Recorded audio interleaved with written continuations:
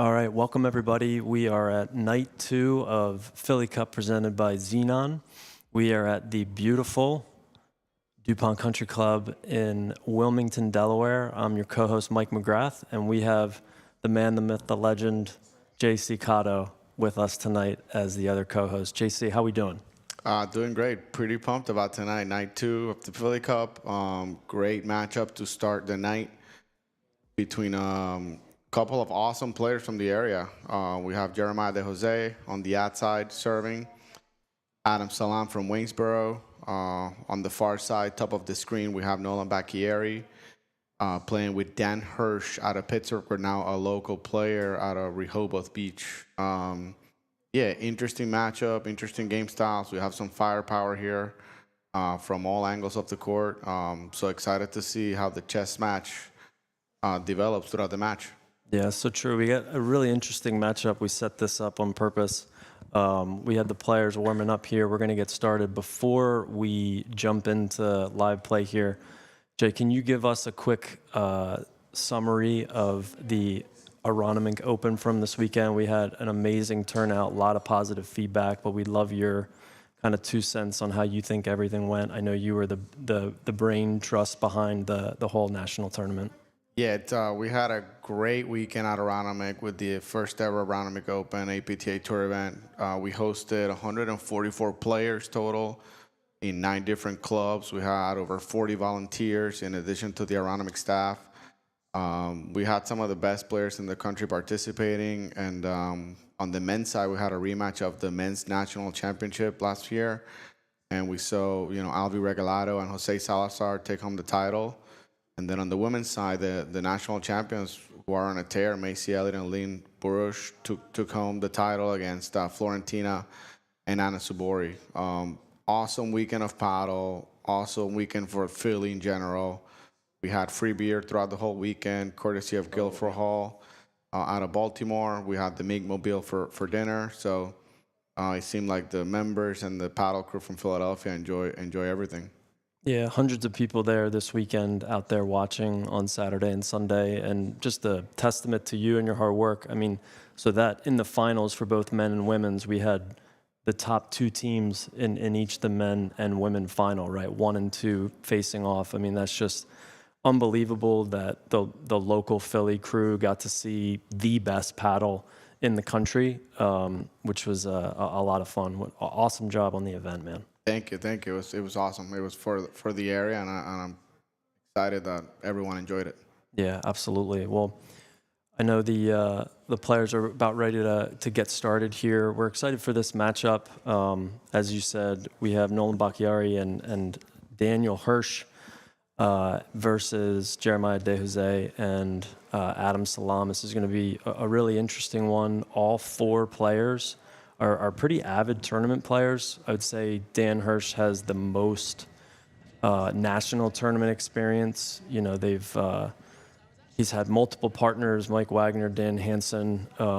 When the best players in the country don't, when they're taken, I jump in with Dan sometimes. But when he tries to find the best partner that he can, someone a little better than me, he has the most experience. So this will be a really interesting matchup because all 4 players are really national caliber players, and this will be a fun one. Definitely. I almost feel like it's a tournament match. Yeah. It's a tournament matchup. It looks like Jeremiah's going to be playing the outside. He arguably has one of the best backhands out there. He's such a huge weapon. We have Salam on the deuce with an awesome forehand. So you will think the middle is maybe somewhat of a safe spot there, but they both do a great job of moving towards the middle and creating offense. Obviously, Nolan playing the deuce, it looks like with Dan, he can bring some offense off the deck and off the wire. And then Dan is extremely elusive. He lobs the ball well, can drive the ball off the deck, off the wire. He's extremely smart about his shot selection. So I'm intrigued to see how the match plays out. I believe if I was Vegas, I will put maybe Hirsch, Bacchieri as a slight favorite, given the fact that Dan has the most experience out of all the players on the court. And and maybe plays and gets deeper in the national level tournaments. Yeah, I would maybe give them a little bit of the nod, but to your point, this is going to be a really interesting, pretty even matchup with both their styles of play. It's kind of cool. Both Dan Hirsch and Nolan Bacchiari have like a little bit of a different style of paddle. You know, both lob well, volley well, but they can kind of show aggression in different ways, where I think Jeremiah and Adam might be a little bit more traditional. So this will be a fun one once they start. Nolan is coming off a great weekend 2 weeks ago in Delaware States, where he took home the championship with partner Ethan Leon, who's going to be on the live stream later tonight. They had a great win in the quarterfinals, beating Jeff Wiedemann and Jeremiah. In the semis, they took down the 11-time PA State champions and former top 10 team in the country, Blacko Natchtek and Scott Falatek. And in the finals, they took down Adam Salam and Matt Moya, who are arguably, one of the up-and-coming teams in Philadelphia, if not the best team right now out of Philly. So he's playing great ball. I will say, playing patient paddle, being smart, limiting errors, which I think it's gonna be great for tonight. Yeah, I agree that was a great shout out to their Delaware State's run, a couple weekends ago. They had a tough road to win that tournament. Like you said, three national level tournaments, tournament player teams. So that was a pretty impressive run. Nolan's been playing for, maybe a handful of years, but it seems like he's starting to really catch wind. And then Ethan Leon really is a rookie to a lot of these tournaments, but he's already extremely solid and, a top level tennis player. So we're going to get to see him later tonight. So we have Jeremiah De Jose to start.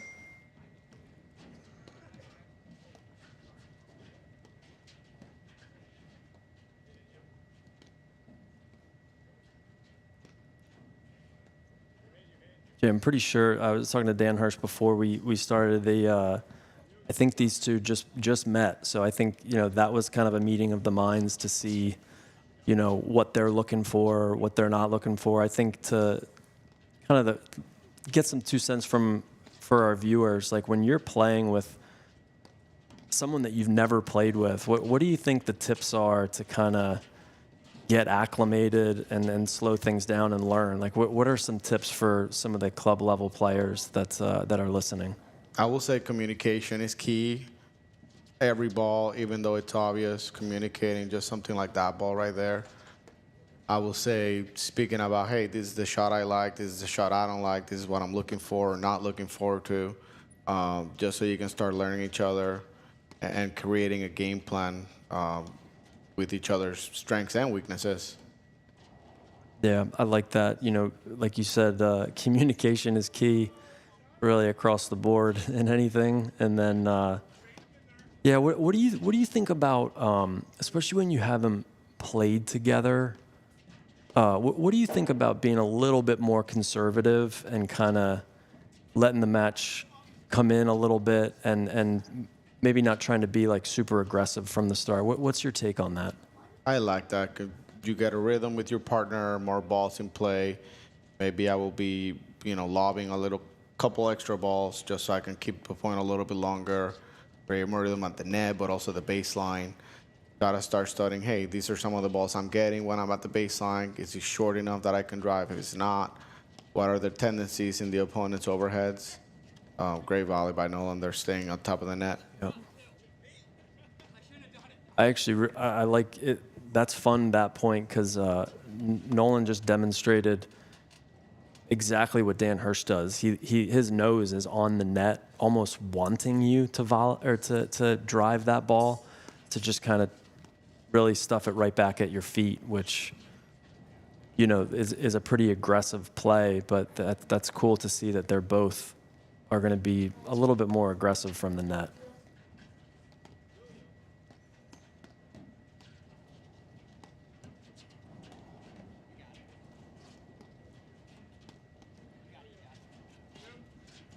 We're here, Adam, talking to Jeremiah.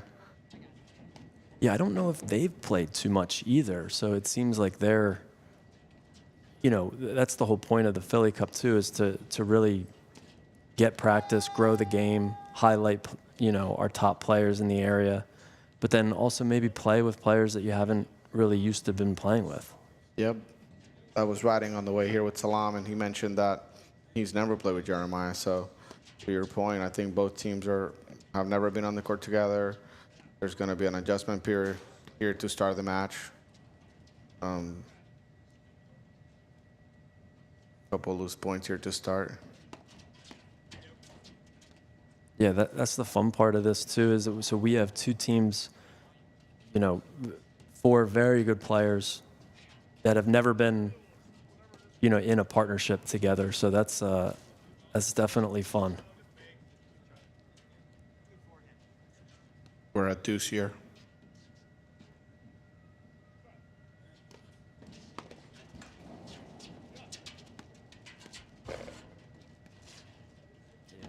And just gets right on top of that net. You almost feel like you can go around him, and he puts a lot of pressure on you, but you almost want that, and then all of a sudden he just really doesn't miss that many volleys, and then that puts a lot of pressure on you, that aggression at net. Yeah. One thing, they did not miss a return in that first game.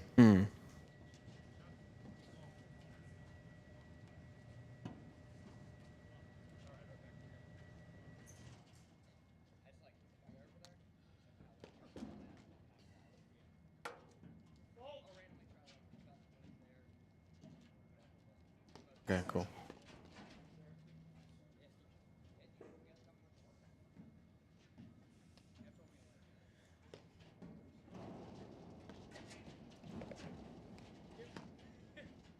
All right, we are 1-0, Bakayari Hirsch.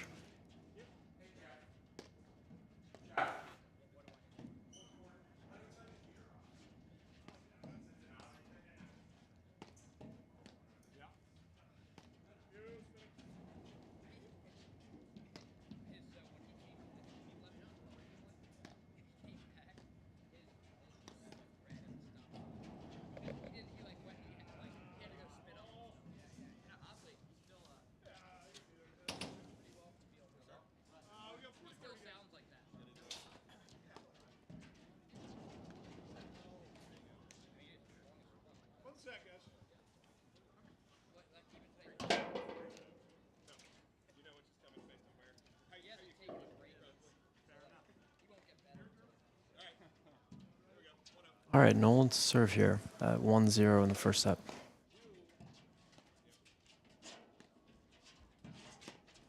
Both teams just still feeling everything out.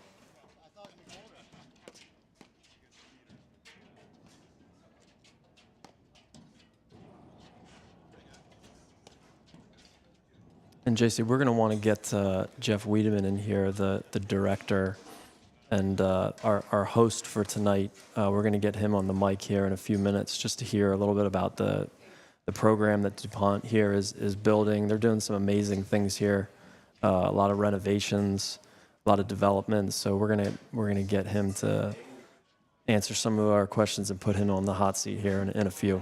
Love that.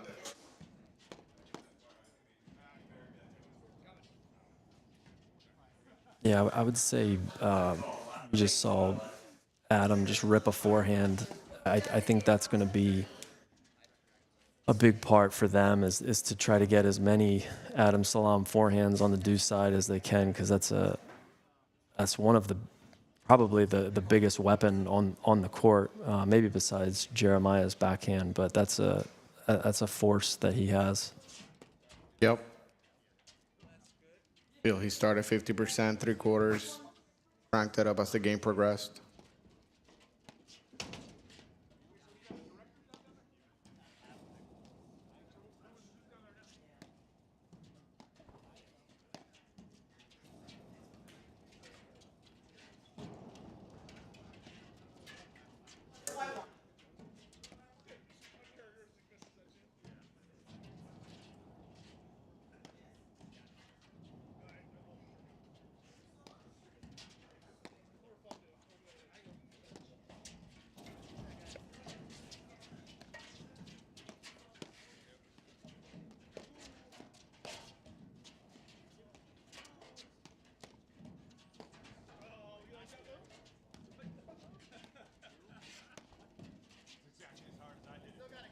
Jay, we saw Adam Salam serving on the far side.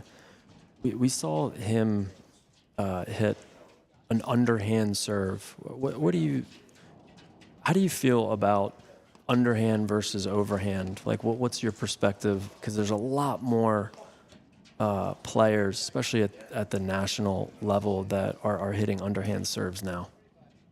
I will say whatever option you feel more comfortable getting to the net and getting yourself in a position to make the first volley will be the option you use.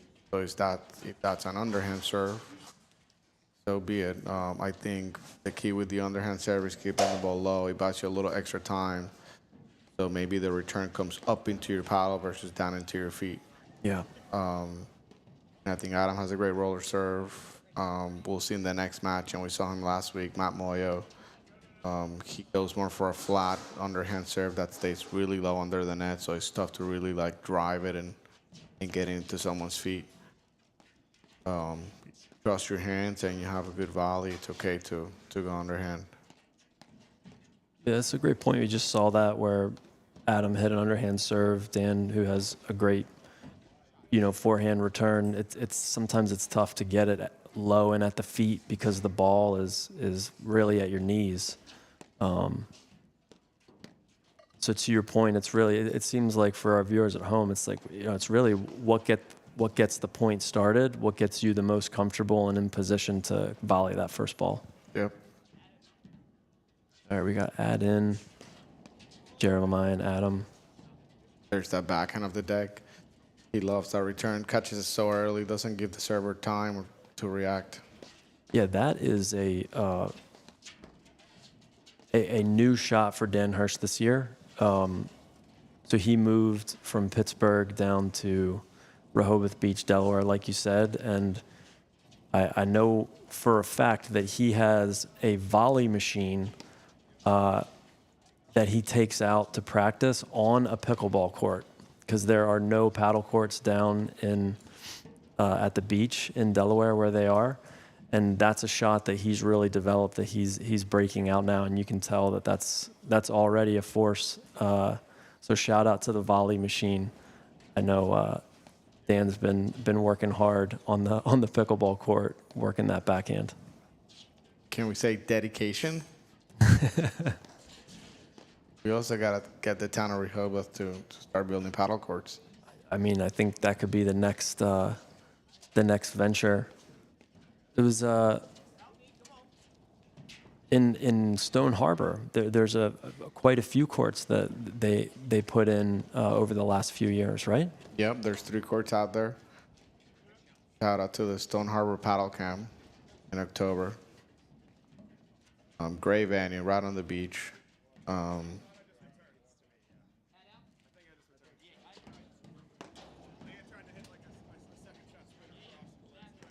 Yeah, that was I know there was a committee and a crew for that, but that was pretty. That was Tom King, TK from Waynesboro. That was his brain trust, wasn't it? TK from Waynesboro, Laura Owens, big crowd. They host a big pro fight event there every August. A lot of pros go out, participate, run clinics. It's a great venue. So if you haven't been down there to play paddle, the courts are public, accessible to everyone. Make sure to visit them. It's a beautiful slice of heaven there in Stone Harbor. It's you said they had 3 courts, right? 3 courts.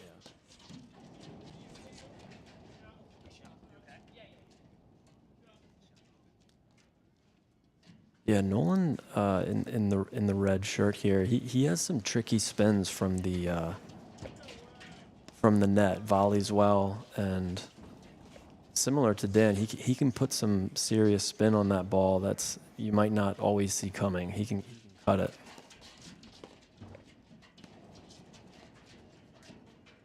I was gonna say I thought Jeremiah was gonna do that cut shot on the first ball. Yep. All right, we have add in Jeremiah and Adam serving. Yeah. Couple loose errors from Bakhtiari Hirsch in that. I think they were up in that game. Might want that one back, but it's warm. You know, it's pretty warm night, and still just getting their feet under them here. We got 1-2 on serve. First set.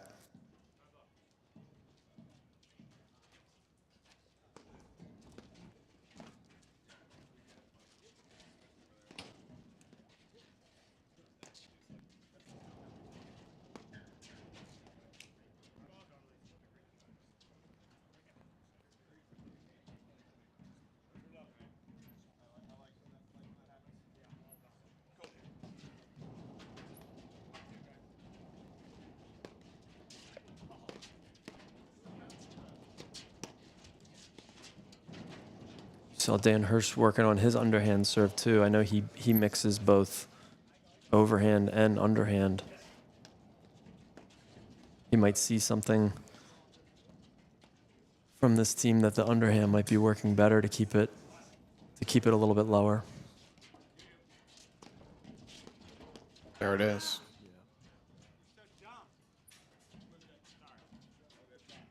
Yeah, that down up to Jeremiah De Jose is that's a tough ball because that's ultimately what he's looking for. It's a great get by Danny. A warmer night, so the ball's traveling a little bit extra.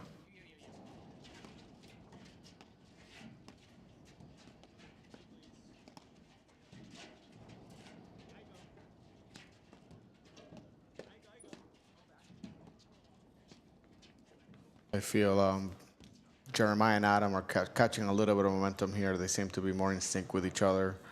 Where Dan and Nolan are maybe still trying to find some rhythm out there together. Yeah, I agree, Jay. It seems like their tempo is just a little bit more. They found it, and Hirsch Bakhtiari is still just getting settled here.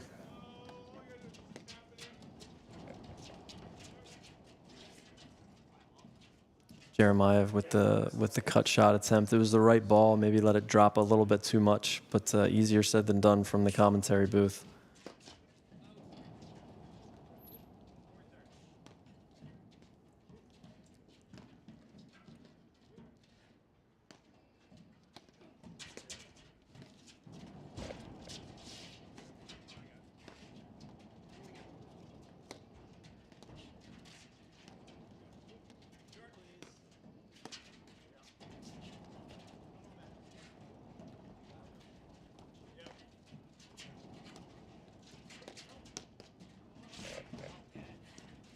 Oh, Nolan with the cut. Yeah, maybe a little bit too aggressive, but it's good. He's trying to put pressure on them, which is the right play against, you know, two pretty conservative high-level players.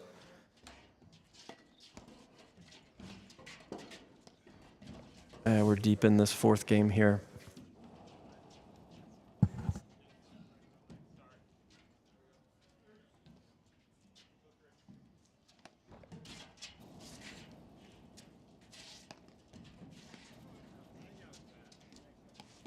All right, while we're inside of this fourth game, we want to give a shout out to Mr. Jeff Wiedemann, who has just joined us on the mic.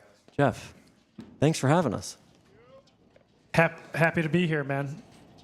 Yeah, this is, I mean, we had so many people walk into the hut that maybe haven't been here quite yet, and just a lot of positive feedback. This place is beautiful, and I'd love to hear a little bit about what the concept was. I know you were really helped get all of this set up. I mean, when did you put this in? I would love to hear about the program too. Sure, yeah. So this is the first paddle facility Dupont's ever had. You know, we started the program about 3 years ago and played out of local clubs when our facility was being built. So, you know, the local places, Wilmington Country Club, Vic Mead, Greenville, they were all, you know, really nice to host our matches when our project was taking a little bit longer than expected. But we've been here for 2 full seasons now, and everything's going great. That's awesome, man. This is beautiful. I know the other clubs were nice enough to have you as guests. How many teams do we have here at Dupont on the men and women's side? Yeah, the women's program is doing great. Currently, we have 4 teams. I think it's Cup 5, 7, 8, and 9. Shout out to our Ladies Cup 5 team, who's double jumped 2 seasons in a row. Wow. And right now, they've won, I think, 11 out of 12 courts this year. So Wow. doing great. Men's program, we have 4 teams as well. Division 2, 7, 13, and 15. We've got a lot of people excited about it. A lot of play, so it's great. That's great, man. I know we were just in the middle of a wild point right there, getting a rundown from Dupont. But I know, especially on the men's side, it sounds like, and the women's side, you guys have to start in the league somewhat lower and then work your way up. Is that The women's league here in Philly? They had us start at the bottom, so we started with 2. I think it was 1 9 and 2 10s. So we've moved up nicely, on our top 2 teams. Wow. The men's league asked me when we were building the program where I thought the guys would fit. And I said, most of our guys have never played before. But we have some pretty talented rackets players out here. So we started in Division 4. We did well. We moved up. And then Division 3, we moved up again. So we're in 2 now. And we're not moving up to 1 this year. But I think the guys are learning a lot and having a great time. Yeah, it seems like, on both sides, the men and women's side, that it's really the sky's the limit, and the program's on the up and up. And hopefully, I would think that the membership is going to go up too, as more families join, and the word starts to get out. It seems like you have a lot of great energy. Who else is on your team here that's helping with the paddle program?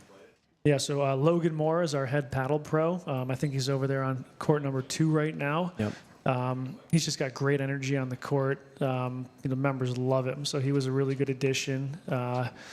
Came on from a club over in like the D.C., Maryland area. And then we got a couple up and coming players. Carl Hogsted is really getting into it recently, and just hired a new pro, KK Kamala Kanan, who's a local tennis legend in the Philly area. So he's played a couple matches this year. So wow, it's looking up for the pros. We just got to make sure we keep member engagement high.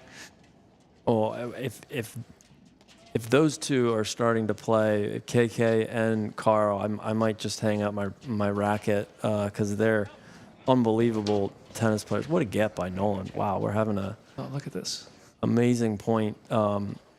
That's great, Jeff. It sounds like you're building the team and the staff, and everything's going well. And Jeff, we have you on live stream court number 2 here, coming up after this match. So I know everybody's excited to see you play. Yeah, it should be fun. Get a chance to play with the new local stud, Ethan Leone, fresh off his Delaware State's victory. So That's right. That should be good. Yeah, the other half of the tandem, Ethan Leone and Nolan Bacchiari, right, on court now. That's right. Yep. This is crazy point. Yeah, we got the whole rundown of the Dupont Country Club paddle program, and this point is still going on.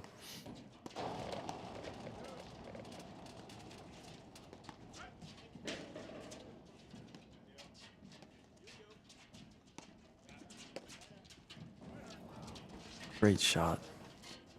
I mean, this was probably the 6th or 7th transition. Great ball by Jeremiah. Great point. Yep. Jeff, about how many members or how many families are here at Dupont? I know it's a massive membership. Yeah, it's big. Really grown a lot. Since all the new additions, not just paddle. Yep. But more indoor tennis courts, indoor pickleball, indoor, golf, with the TrackMan and stuff. So I believe all in, we're right around 5,000, which is huge.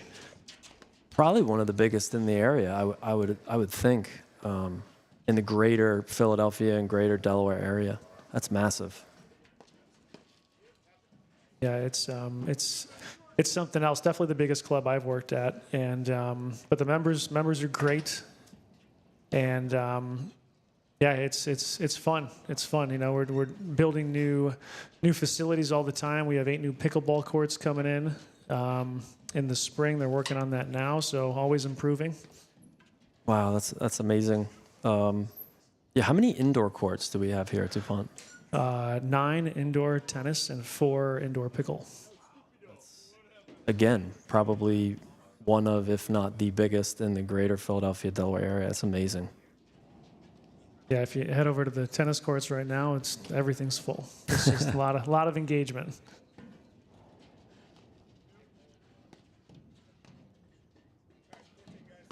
All right, what do we got on this one? I believe we have a 1-4, one serving 4 here. Bakhtiari Hirsch are a little behind 1-4 here. Adam and Jeremiah, stingy, huh? They are. I mean, well, you know Jeremiah better than anyone. You guys have been playing for a bunch of years, had a lot of great success on the national, tour. I feel like he really puts pressure on you because he doesn't really give you too many errors. But why don't you tell us what do you feel like is Jeremiah and Adam's strength here? Why they might be up 4-1? Yeah, well, I think Jeremiah and Adam are both really good lobbers. They move the ball around side to side really well. Really trying to stretch Nolan and Dan. You can see right there by that one. And then just, having a great backhand. So Jeremiah has the ability to take the drive off the wires or pinch on the ad side, and Adam's got a fantastic forehand, and the middle's not even that safe. Adam moves well and covers the middle. Jeremiah can drive forehands as well. So, from the backcourt, they're tough, and I think from the front court, they just make really good decisions. Yeah, I agree with that. They're just smart players. Like they're conservative, but they have firepower, which is really, at least in my opinion, the kind of the best type of player. I mean, we saw the top teams at the Aronimink Open this weekend, and they just have such a balance of, being conservative and not playing to the other team's strengths versus they do have firepower, whether it's, some spin on the overheads or kind of aggressive volley. We were talking about that before. Some of the better players can really put pressure on you at the net by closing and kind of pushing it to your corner. And then, of course, a lot of the top players are rackets folks, so their drives are just phenomenal. I'm going to put you on the spot, Jeff. What do you think the biggest weapon is on the side of Jeremiah and Adam? What's their biggest weapon as a team? I'd probably have to say I think they both enjoy grinding, and in not that this isn't, a competitive match and stuff, but, for a friendly, match that we have here, in Philly Cup, these guys really want to win, and I think that they're going to do what it takes from the baseline, and make Nolan and Dan really earn it. Now Nolan's got some crazy stuff, I think if he gets rolling and gets some confidence, then, he might be able to, make a dent in that. And Dan's obviously just super solid. He's been around with a bunch of partners, always ranked in the top, 20 with whoever he's playing with. So. Yeah. But I don't know how much Dan and Nolan have played together. Yeah, the answer would be 0. There you go. I saw the handshake in the hut. It was the intro handshake. Exactly. But hey, they're going to learn quick, and sometimes this better than anyone. Sometimes the first set is just kind of a feeler set. Let's see how everything goes. Let's learn a little bit about my game, about your game, about our opponents. So although it's a little lopsided right now, I think they might kind of dig their heels in and start to learn and probably start to slow it down a little bit. Another great point here. Yeah. There it is. Salam. Oh, he made it. He willed that one over. That's right. Great forehand by Adam, but Nolan was tight. I feel like Adam's ball is pretty hard, but it's heavy too. You know, it comes at you pretty quickly, a little bit more than some other bigger forehands. But we were talking about this. I'd love to get your take on, as a lefty, you know, you can put a lot of pressure. It gives that lefty-righty matchup.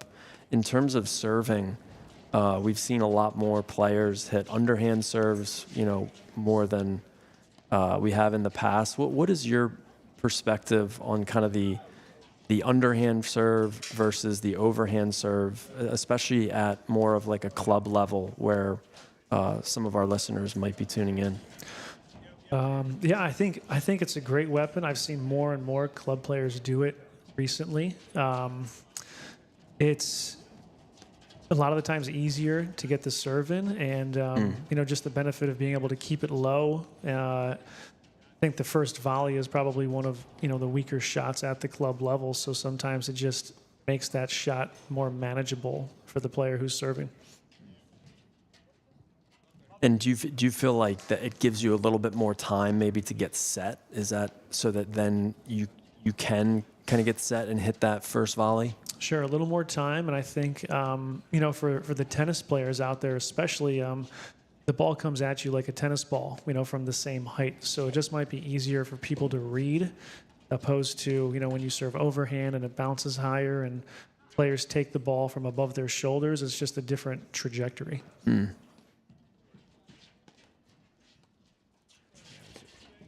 Those are great points. You know, I don't know what it is about Dupont Country Club here, but I've seen a ton of let cords already. But I think that's more of a testament to the high-level play, that the margin for error is just really thin. They're hitting that ball a half inch over the net almost every time on drives. Yeah, we checked the nets before everybody came out. I think we have to make sure we install those Xenon net straps. Have you seen those recently? It's like right where the top of the Xenon logo is actually the perfect height of the net. So, you know, I know that we're sponsored, you know, by Xenon. They give us the balls for this. So great little plug there, right? Oh, Noah loves it. Always texting him the link and chatting with him before Philly Cup because he's been such a supporter. Yeah, so you know, you wonder how you can upgrade a net strap. Well, Xenon just did it, right? Yep. So, congratulations, guys. Only Noah would figure out how to upgrade something like a net strap. Did you see the new Xenon shoes this weekend? I did. Wasn't Alvy wearing them? I think both were. That makes sense. Yep. Yep. I mean, you gotta match. That's you right. know. Not only are they the best team in the country, they're the best dressed, which is Jeremiah used to hold that award, but I think Jose and Alvi have taken that over.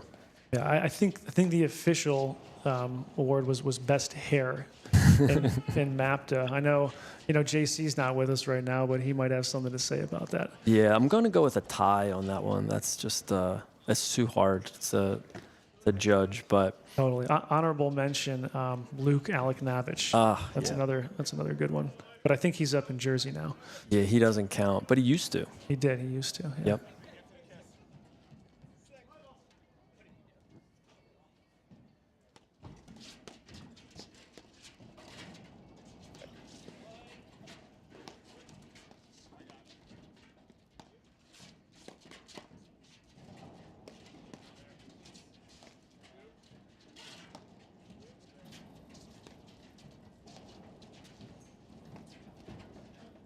We're going to get a score update here in a minute.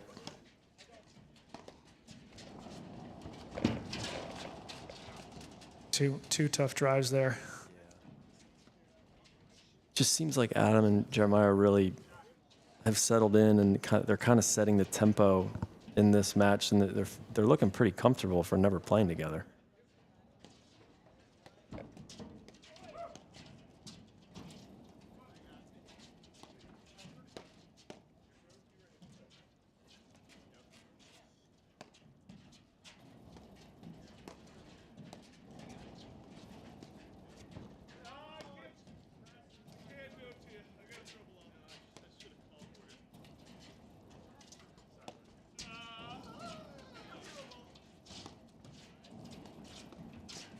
Yeah, Jeremiah and Adam looking really tough right now. Yeah. Oh, good move by Dan.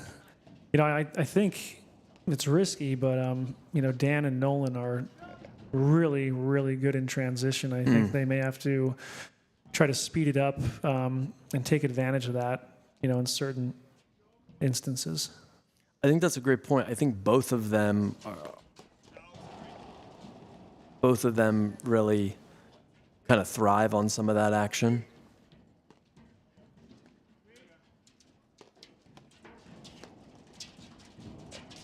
Yeah, I think both of them sort of thrive on that transition, more the action where we were talking about this. Salam tried to Superman that. That was good. He got up a little bit. He did get up. That was good. What do you think? 3 inches there, maybe off the ground? Maybe a little more. Maybe 4. He's not quite as old as we are. That's true.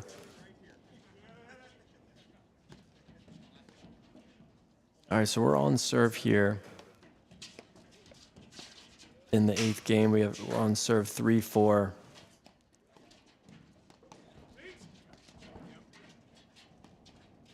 De Jose and Salam have the lead. You know, but they were up 4-1, so it looks like Bakary and Hirsch are starting to figure out a little bit. Well, I think you called it, Jeff. I think they were okay speeding things up a little bit and then almost baiting a little bit, trying to get them back and forth and getting in that sort of hands transition game rather than more like the traditional slow. But I don't know. It seems like this point they might have backed off a little bit, and now they're slowing it back down again.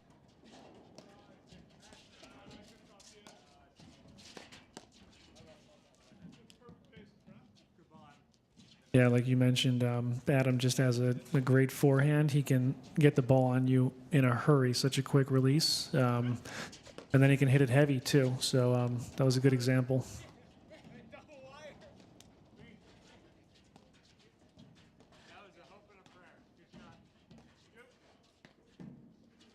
I asked you this question, Jeff, on what the biggest weapon for Adam and Jeremiah. What do you think the biggest weapon for the team of Nolan and Danny Hirsch are? Yeah, you know, I think we just touched on it. I think these guys are just, they're both really fast, great hands, and, you know, I think, you know, thrive in somewhat chaotic situations, you know, so I just think that if they can find ways to play a little bit faster and get Adam and Jeremiah moving a little bit more, just up and back, could go well for them. Yeah, I think that's a great point. It seemed like Jeremiah and Adam were just sort of, they were okay with the tempo and extending points. It seemed like Danny and Nolan were a little aggressive, you know, and trying to speed it up. But they seem a little bit more selective now to kind of get a little bit deeper into this first set. Yeah, haven't seen a Nolan slash attempt in quite a long time, so he looks like he's reining it in a little bit. Well, Danny Hirsch is used to slash attempts with his pretty regular national tournament partner, Dan Hansen. I mean, you got to give him the title for probably cut winners per year, right? I mean, doesn't he hold that award? Yeah, Dan Hansen has some of the tougher stuff. Certainly, maybe the toughest lefty stuff. Yep. So yeah, I don't think anything Nolan does would, you know, surprise or shock Dan Hirsch at this moment.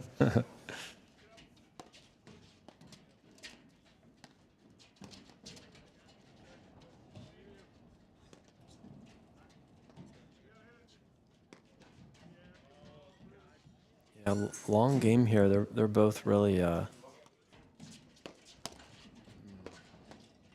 fighting for this 8th game because this is a turning point here if Jeremiah and Adam can go up 5-3 versus 4-4.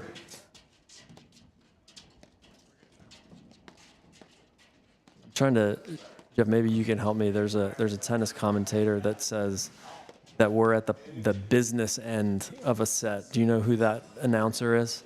That might be Killer Darren Cahill. Is Yes. that right? I believe he uses that term. Well, I think you're 2 for 2. You got you called the best hair award and the Darren Cahill. All right, I think we're up 5-3 here. De Jose Salam. Serving for it. Nice transition point there for Dan Hirsch, though. Jeremiah and Adam survived the onslaught. Yeah, there's a lot of transition power on the side of Bakhtiari and Hirsch. They both really love that style of play. I think you put it well. They can play slow, and they can also thrive in a little bit of the chaos. I think certainly more than Adam and Jeremiah would prefer, Yep. the chaos. So Yes.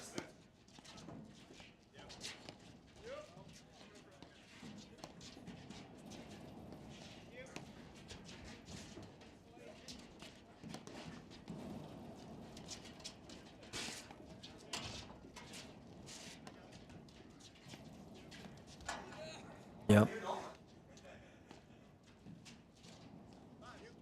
I think that's where you tell me, Jeff. I think that's where a little bit of the value of mixing up styles of play. So, a couple points of like fast transition, couple points of slow, kind of keeps your opponents guessing on what style you're going to play. yeah, I think the best teams do that. Obviously you have to play your style more than the other one, but you have to.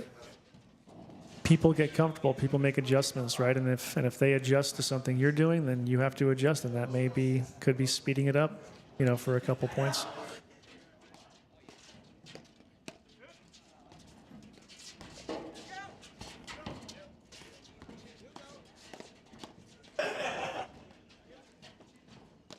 Yeah, like just right there, most guys would have bailed, Yep. in that situation, and Nolan just hung in there and almost won the point. Here comes the cutter, and he got it. So yeah, that's great stuff from Nolan. And that was the right ball too, right, Jeff? It's like shoulder high. He's set. His opponents were kind of back in the green on the court. That's certainly the right time to be aggressive with that cut shot. Do you have that shot, Jeff? Only in practice matches and ladies' cup practices. Yeah, me too. Yeah, we'll see. I'll try to do one for you later today. Okay. You're calling it now? Calling the shot? How about your partner? Does Mr. Leone have that shot? He's got some stuff. I'm not even sure how he does it. He might. The guy gets better and better every time he's out on the court. Yeah, he's played like 12 times. So the learning curve is pretty high. Nice move there. Great get by Nolan.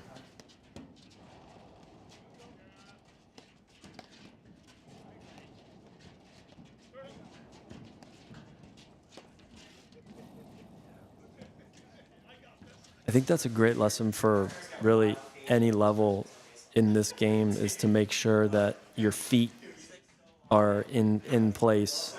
Nolan's kind of falling over, hitting that ball. He obviously has the skill to be able to do that, but to be really consistent on the drive, the feet are really important to be moving, like set and moving forward. Definitely, talented enough to do it, but 10 out of 10, not sure. And like you said, business end of this set, is that the shot you want to go for in that moment? That's right.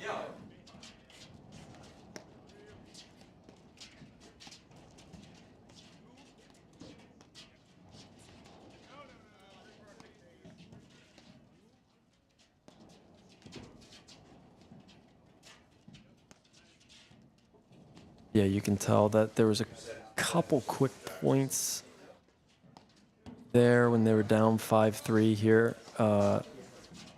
seems like Hirsch and Bucky are trying to slow it down a little bit to get their tempo back. Sure. And, Nolan's he's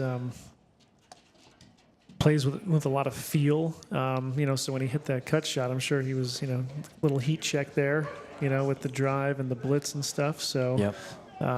When he gets on a roll and he has a lot of confidence, he can be a real problem. Definitely.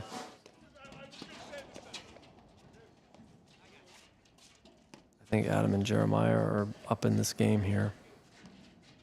Yeah, looking to close this out. You could tell at the net, not doing anything, Yep. anything too aggressive. A lot of dumps down the middle.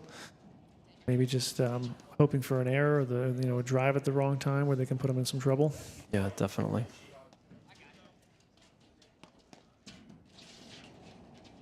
I'd like to see on one of these deep lobs if Jeremiah and Adam continue to kind of do their push, kind of softer overhead that I know Danny Hirsch likes to blitz and kind of come in on that ball. I guess for more of our club level player, if you have a team that is kind of locked in and has a certain style, like what do you think a tip is, Jeff, to kind of try to get the other team off of their rhythm?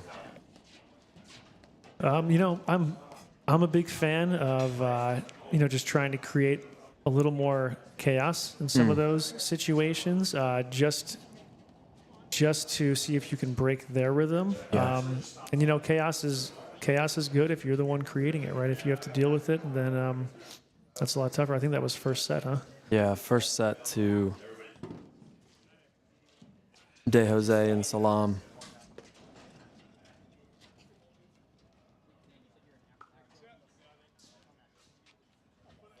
We're going to take a quick break in between sets. Jeff, thanks so much, man. It was really great having you in the booth, but more importantly, we appreciate your hard work for this. This was awesome, and thanks for hosting. No, guys, it's a pleasure. I'm glad everybody can come out and check our facility, and just happy to host and watch some high-level paddle. So Awesome. And hey, get loose. We're going to be watching you soon, man. That's right. Thanks, All right. man. Thanks, Jeff. Yep.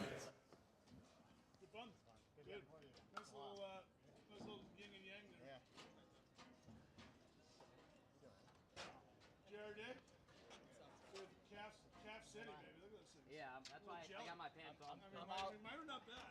I can't compare these on the live stream. Yeah, I was wearing pants in this game. I'm just like all covered up pretty much. What's up, Mouse? You got that other one? Do we have that second ball? I don't know where it is, but definitely want a new one because it's dark.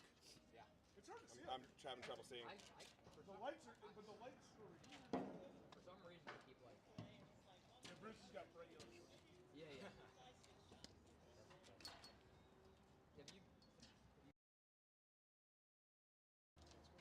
Sweat a little bit, huh? Sweating it out. Sweating it out. It's just like the Philly cricket member guest all over. How sweaty you No, are? no chocolate part this time. That's yes? No, we didn't get an answer. You got weird. You didn't refresh? Dan, you have the second ball?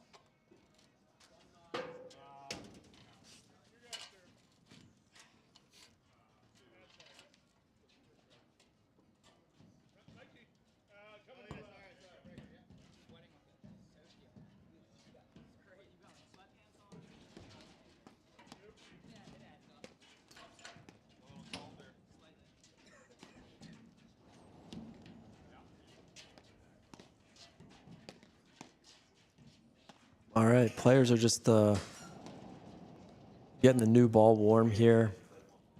We have Mr. JC Cotto back in the booth. JC, did you get any food? What were you doing on the break? Some guacamole, courtesy of Dupont Country Club and Jeff Wiedemann. A little salsa. It's got a nice kick with the jalapeno. Very nice. You just say that a lot cooler than I would, so this is, I'm glad we got that. So, yeah, what did you see in the first set, Jay? I'm interested to get your perspective here.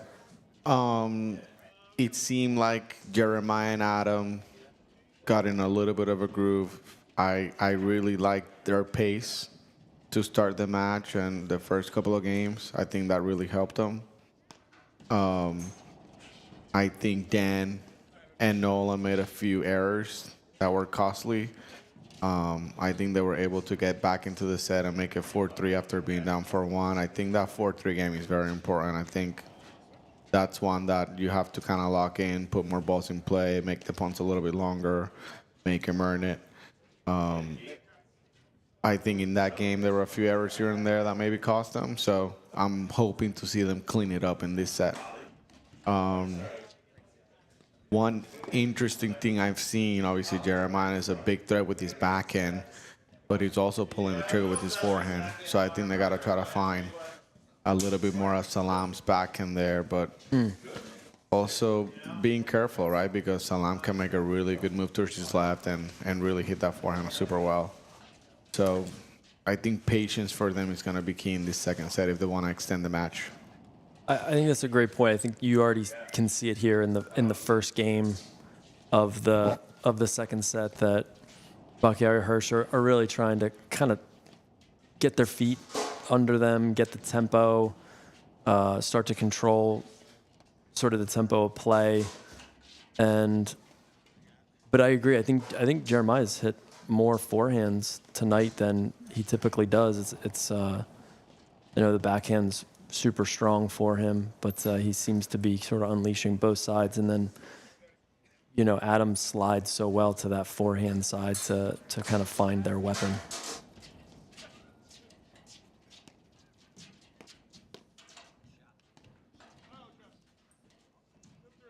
First game.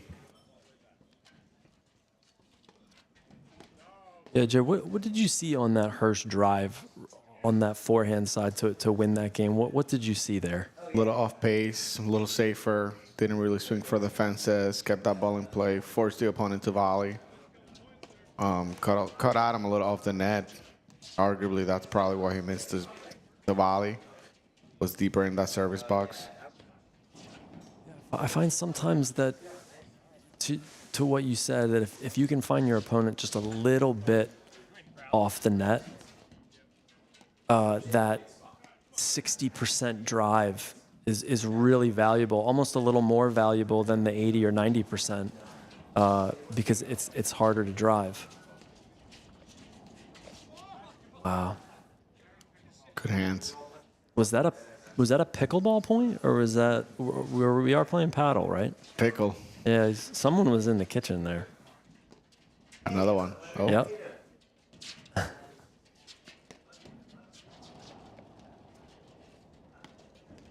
I couldn't go a live stream without a nerdy pickleball joke. I mean, it's impossible. As you know, my wife Jess is obsessed with pickleball, so it's a nightly topic for us.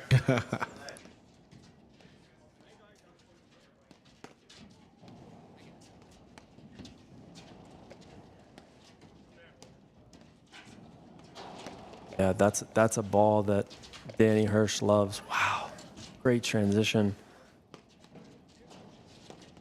With a Roger Federer one-hand swinging volley. That's pretty good.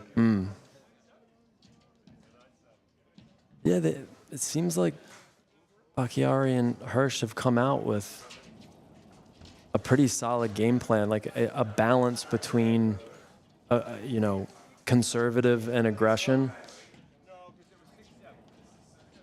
And I feel, at least Dan, he's looking for his best offense, which is arguably his screen drive. Yes. We know he can drive it off the deck, but I think if you were to ask him, hey, for $1 million, which shot are you taking? He's probably taking a screen drive. So he's been a little bit more selective, which I'm a fan of. You may have jinxed him right there with I did. his first error of the set, I think. I did. Yeah. But that's a break. We got a 2-0 lead. A quick 2-0 lead.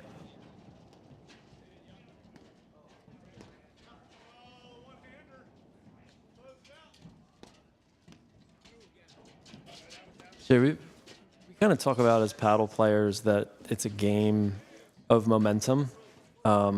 maybe a little bit more than some other racket sports. Why do you feel like in paddle, kind of momentum swings happen a little bit more than other racket sports? That's a great question. Thank you. It's there. You gotta have a balance out there, and because it's a game of errors and not winners, and it's not about necessarily winning the point. It's maybe how to extend it. When things are going well, or maybe the opponent is helping you because they're making mistakes.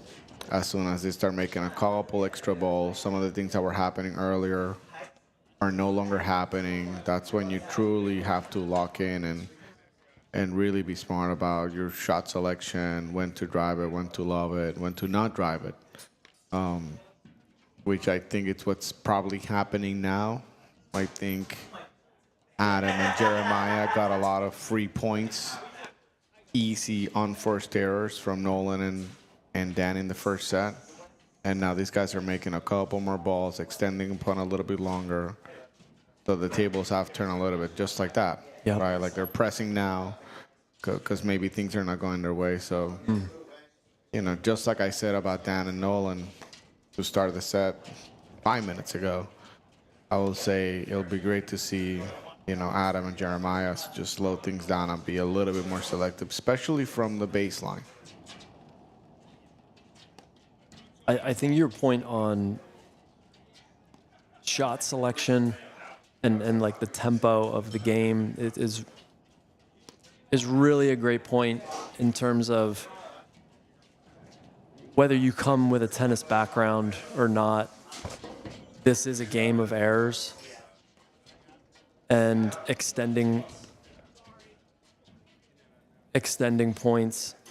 Danny Hirsch almost gets tattooed with the ball, which he's accustomed to. He gets right on top of that net, which opens himself up to a little bit of a target. Yep. But I think you had a great point on the style of paddle, is that it's not big shots and winners. It's more kind of chess than checkers, and a really sound strategy, which makes the game a little bit more kind of tricky in a lot of ways. Yep. I think as the match progresses, it becomes more and more important, the shot selection. You can get away with some stuff early on, but even, I feel for the start of a second set after winning the first, it becomes extremely important because, the other team's going to come out guns blazing, ready to make some adjustments. So I think you have to be even more disciplined to start that second set after winning. Yeah, it seems like, this third game has been a battle, but the first two, to your point, were pretty quick. And I can speak from experience, when you win the first and then, you kind of give up 2 or 3 quick games in the second, you're like, oh man, that kind of would want that back. And I think one thing that's really important in this game is the mental aspect. Whether you kind of just started, or you're at more of a national tournament level, sticking to a strategy and the mental side of this game is a massive player.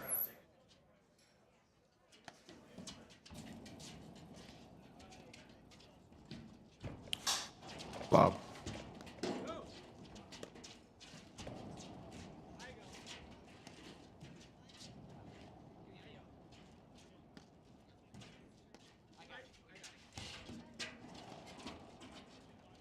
Great get by Nolan. Yep. It's that delicate balance between. Yeah, I think he had him off the net. But it doesn't mean he has to drive it, because Jeremiah actually hit a pretty good overhead. He went with some pace at his body. Yeah, I was talking a little bit about this with Jeff, just like the balance between the aggressive and the conservative. I think that's it's probably I like it in any sport, but I think because this is a game of strategy and errors more than aggression and big shot making, I think the balance between conservative aggressive makes that like such a big topic. So important. Almost control aggression. What do you think a tip would be, Jay, if let's say that a team wins? Oh yeah, good cut shot. Lots of transition already in this point.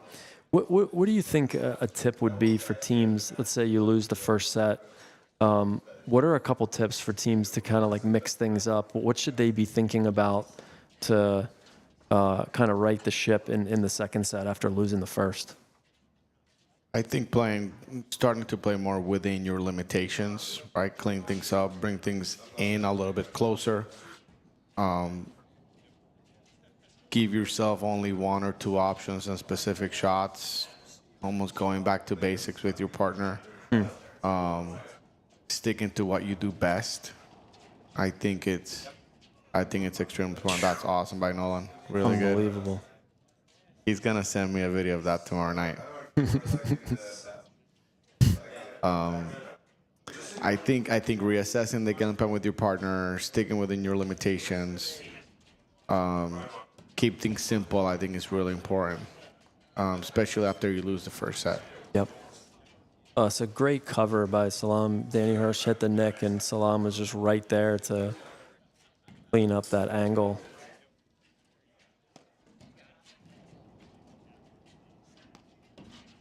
Yeah, I think those are great tips. After losing the first, it can be a bit of a challenge, but you know, adding to that, you know, I kind of heard you say, what are our strengths? What should we be committing to? So sometimes teams potentially switch sides too at certain points to give different looks depending on what's going well and what's not going well. Do you feel like there's value in that, or do you have to be selective based on switching sides?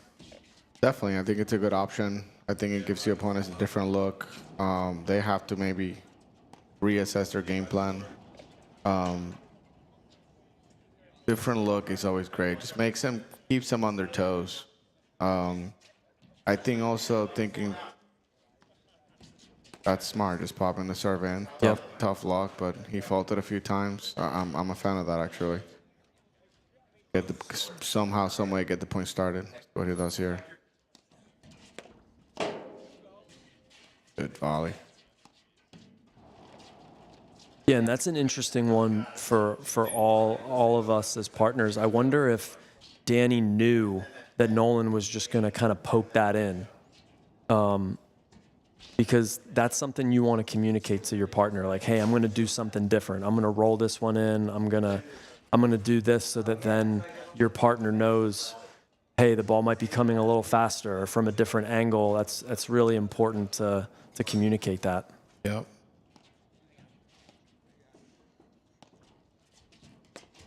By the looks of it, I don't think he told him. Oh, yeah.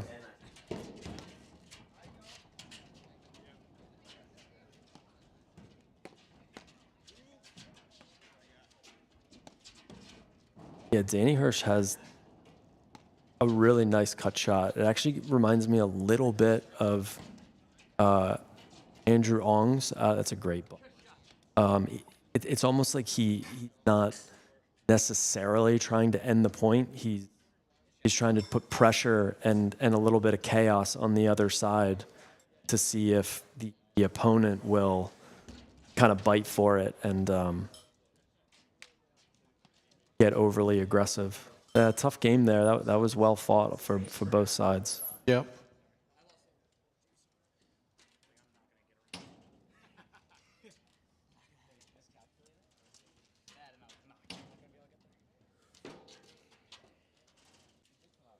I should start yelling. When I panic during those, usually get it back. did come out sore. That's why it didn't get out. Like just moved. Smells like it's going down right now.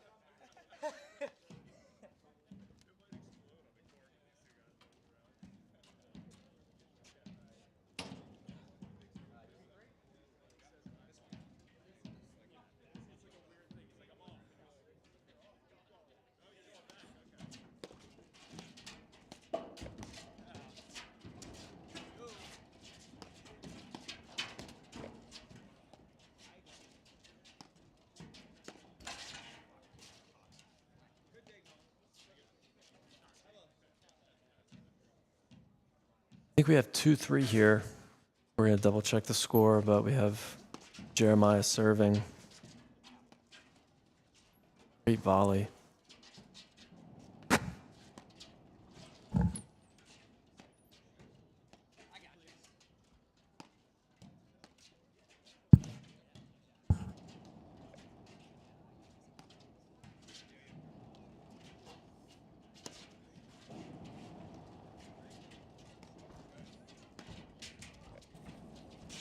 Great pace. That's we were talking a little bit that's earlier, you know, that 60-70% ball. If he hit that any harder, they would have been able to get that back, but just that nice 60-70% comes kind of like dies off the screen even in this hotter weather.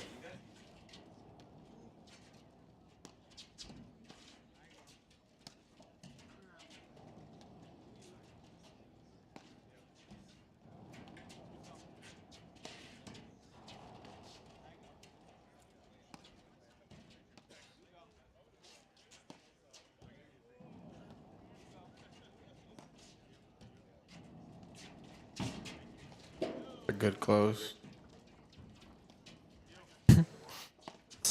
We saw Jeremiah potentially. I thought I saw his index finger come out. Yeah, he might have been right. Yep. Adam's great. He from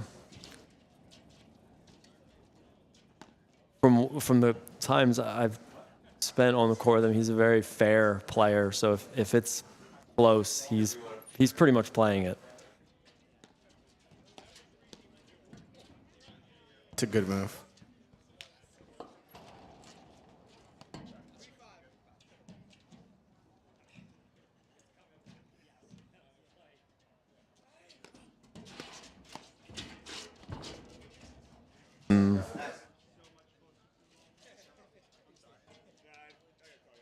Yeah, we've seen a little bit of a momentum swing. It Yep. seems like, you know, Bakari Hirsch came out with a really solid tempo, and then it seems like they're pressing a little bit. But even there, Jay, like, no, you know, it's a fine line because Nolan's playing a little more aggressive, puts pressure on them, and gets a volley error. So it's that delicate balance between aggression and kind of conservative play. I would love to see Jeremiah close on that ball next time. Just get a little closer to the net, make his volley a little bit easier, protect his feet. Yeah, I'd say he's a little bit more of a volleyer that kind of hangs off the net a bit. Yep. You're seeing at the highest level, you know, these men and women are just like, just their noses are on the net. Yep. Tough to miss a volley from up there, you know? Absolutely. You have to have the confidence to be able to, because you have about a quarter to a half a second less, so you have to react a little bit more, a little bit quicker. But I think especially,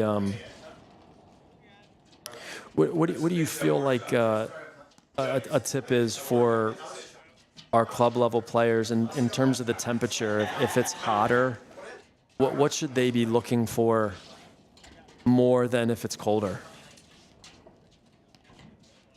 I think on the volleys, ideally cradle your hands in. If it's a little warmer, absorb more of the ball. When it's a little bit colder, you have a little bit more room for error, so you can go at the volley a little bit more. Quiet hands, I like to tell my players, just so they can keep that ball in. If you're hitting overheads, though, warmer weather like this, you know, especially with someone with such a good screen drive like Dan Hirsch, I think pace, slow, low pace is great. Keeping that ball almost like below his waist when he's playing off the wire. See that one set up, not simple to drive it. I think those are great tips. Keeping the volleys close. Keeping the, trying to keep the ball down below waist level. That looked like a break for Bakhtiari Hirsch, up 4-2 in the second set.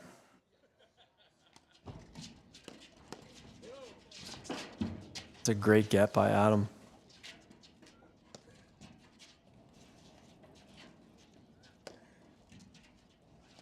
Maybe a little bit tougher to put the ball away in warmer weather, Jay. Would you say that? Yeah, definitely. Ball's dancing a little more. I think they fixed their spots here at the net. Trying to find Adam's back in. Get back in there. Yeah, and Danny read it. It's just to your point, the ball's So coming. hot. It's exactly so. But there's really not enough time to let that ball go if you're committing to the volley. Here's one. What's no wrong answer? Perfect paddle weather temperature-wise. What's the ideal temperature? For me, like a 45 degree morning. I think 45 degrees for me, that's prime paddle weather. Sunny, partly cloudy. Where are you at? Well, I'm a partly cloudy guy. Yeah. Ideally under the lights.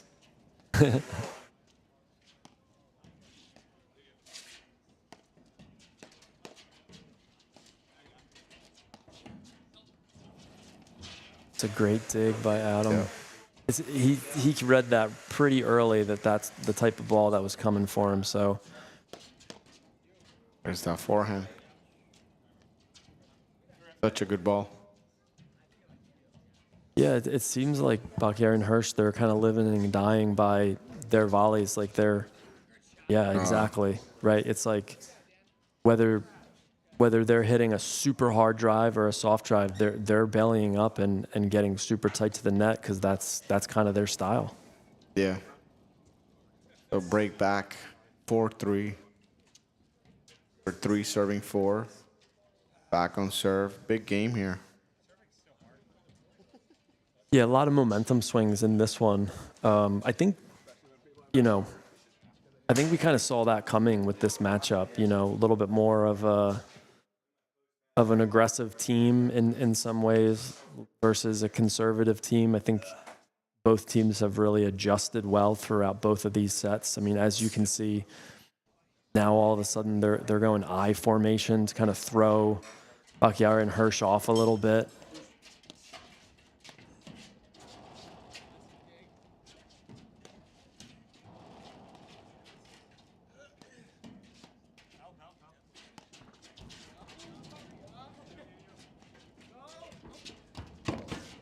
Wow.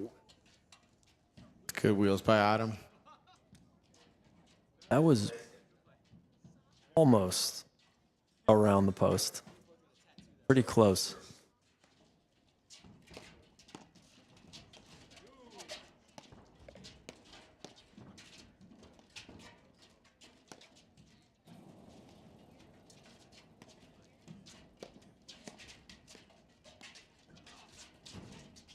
A great volley by Jeremiah. Wow. Awesome volley. I mean, you can't hit that any more perfect than he just did. Perfect spot in between both players and over Danny Hirsch's head. Yeah, I like the way Bakhtiari and Hirsch are starting to blitz a little bit more, put a little bit more pressure on Jeremiah and Adam.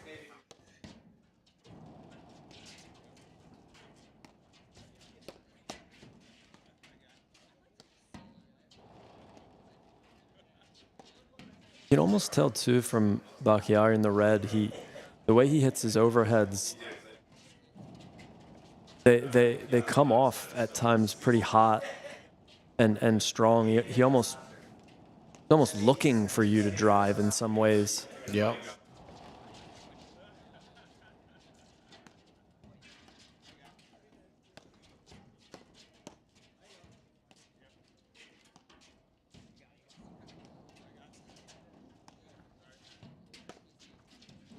Yeah, like that. I mean, Smart.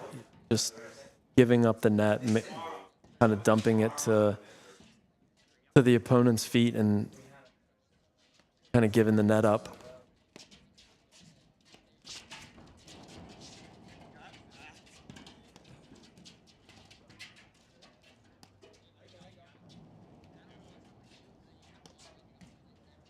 You watch Nolan every time. Opponents hitting the ball back to their side. He's preparing really well for the volley. Belly's up, his paddle's ready, his paddle above the net, not below it. So all he has to do is place his paddle with the ball. That's a great point, Jay. I think a lot of us maybe aren't as ready. That's definitely something to highlight for all players, is to, even if you're not hitting that exact ball, being ready like the next one's coming to you. I think that's easier said than done, but he's very intentional with his body movement and his racket to be ready for the next ball.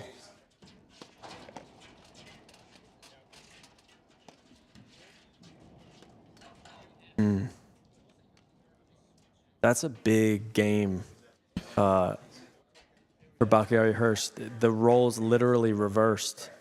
They were in the same kind of business end of the set as we were talking about before, at down 3-4, and the team won it to go up 5-3. It's big difference obviously between 5-3 and 4-4.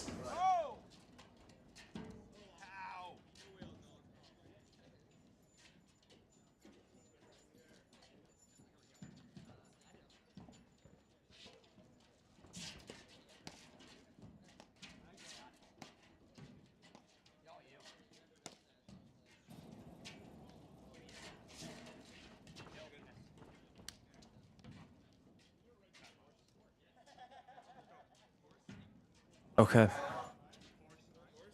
Yeah, good call, Jay. I had that wrong. So now it's 4-4. That was a long and a very important game. So we're all knotted up at 4 here. Picking up big games. We were just talking about Nolan's readiness. He didn't seem quite ready for that one. He did not, but that's...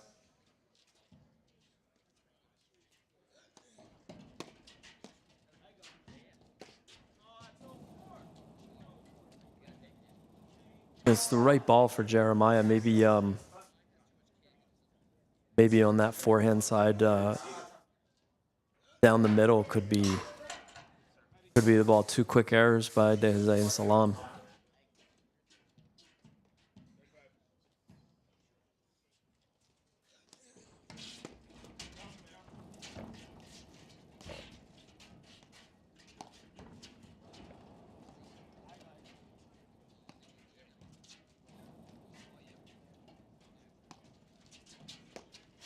Wow. Have we seen a two-handed backhand from Nolan yet? I don't think so. Yeah, I think that was the first one of the match. So a roller backhand.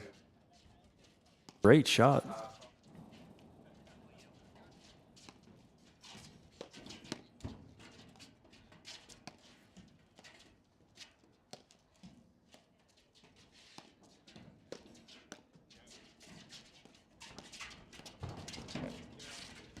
Wow. Wow. Dan Hirsch.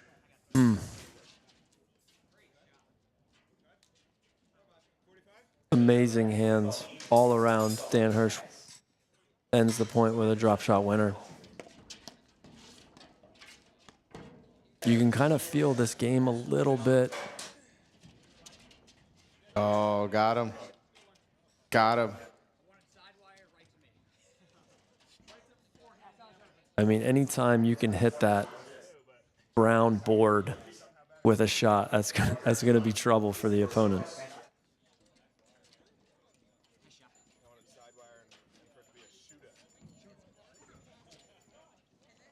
Big break by Bakhtiari and Hirsch. Up 5-4 in the second.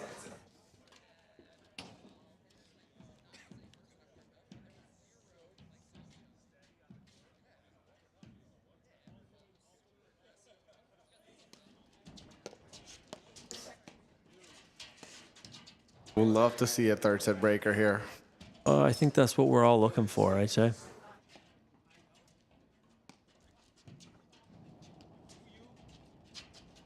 You know, you're the captain of Team Fairmont who won the night one at Aronimink. Oh, there's Salam. Salami. There he is. That's his first one of the night.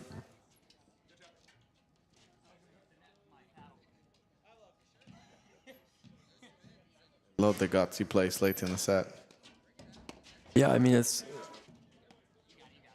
it's the right move, you know, it's might as well take it.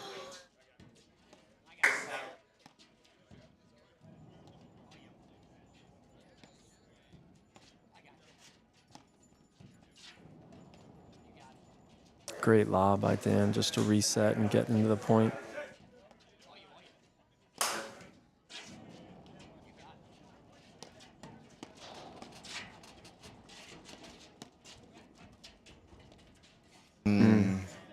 I think he was way out of position and he had to lob it.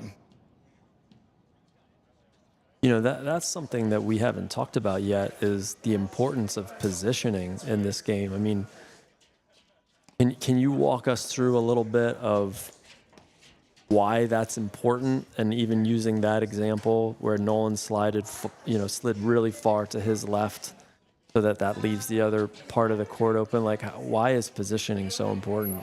I will say against such a good volleying team like Jeremiah and Adam, you know, you're oof, tough one. Cardinal sin, overhead wide.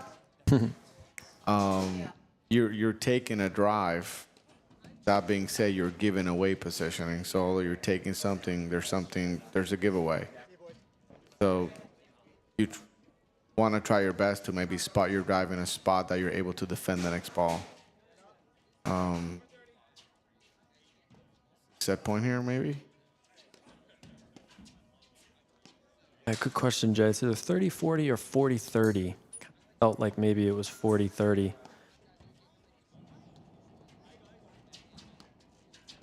But I think that's a great point. I mean, the court's ball, there's only so many ways to win a point.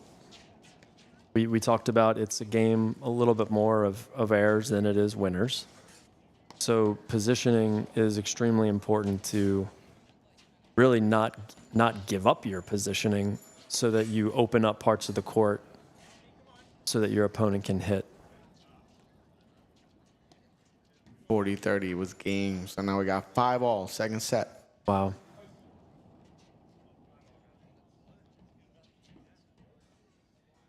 That's a good comeback by Salam and De Jose. I felt like the momentum a bit was on the Bakhtiari Hirsch side. Yeah.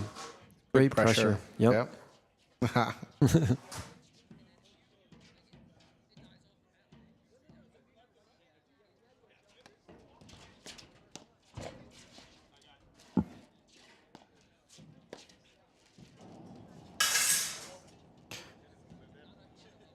Again, he was ready at the net, was able to let that ball fly. Yeah, we were talking a little bit about this earlier. Really, at any level. Jinxed him again. Is making sure that your feet are set and you have some momentum, either neutral or moving forward to hit that drive.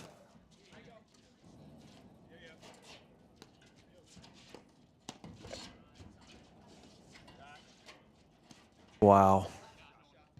That's a good ball. Again, the right shot at the right time.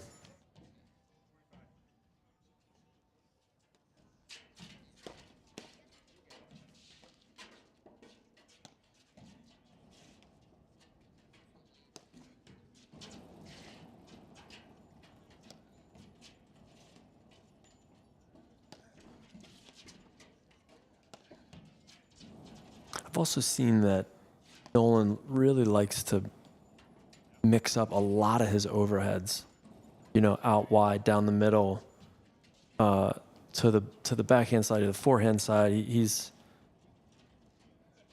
very rarely hitting two overheads in the same spot consecutively.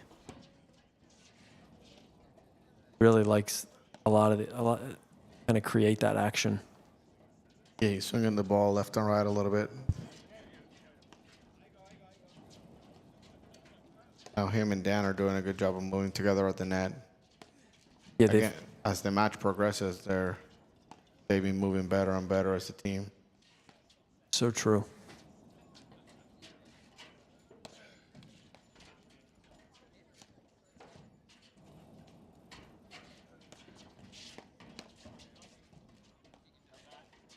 Great hands by Danny Hirsch. Great move by Jeremiah. That's his bread and butter.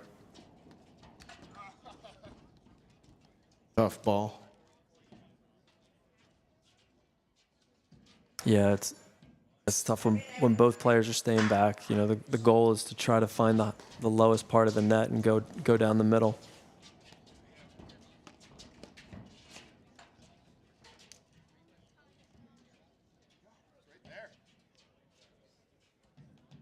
I think that was a 40-15, two quick errors to back to deuce.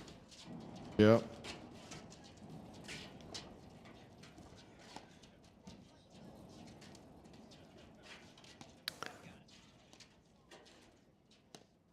I could kind of see Danny Hirsch slide over to the strong side, over to the overhead. I think, you know, maybe he wants to set a little bit more of the pace.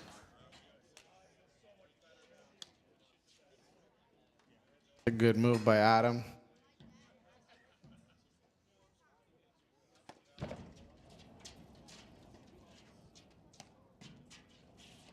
Yeah, so much of net play is really not hitting the ball to your opponent's strengths. Yeah. And that's just happened multiple times in this game. That's a better ball by Nolan, just resetting it right down the middle. Yep.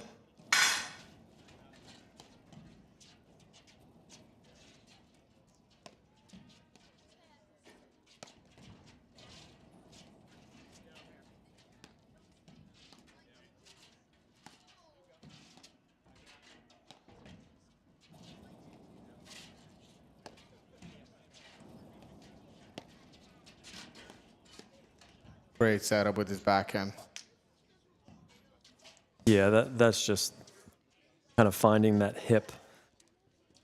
That's a really strong ball by Jeremiah. Is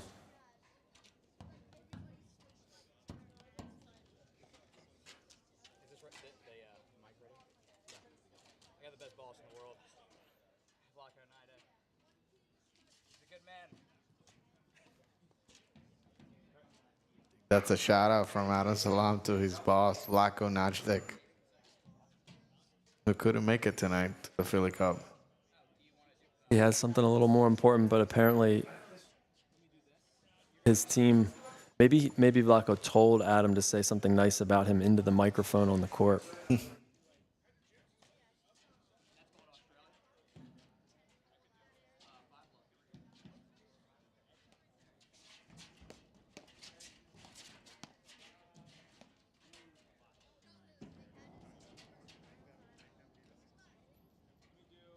Yeah, just a couple quick errors by Bakhtiari, you know.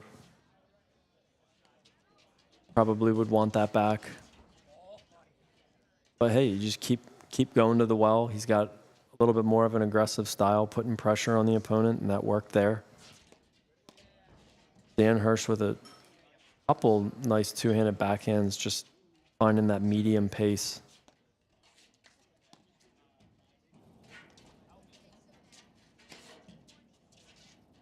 (30-15) at this 5-6 game.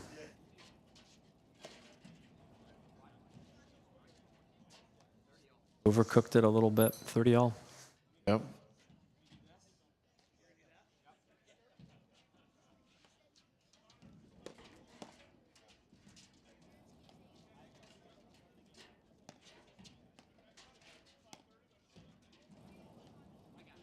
Yeah, I think from both sides, you'll want to see great ball.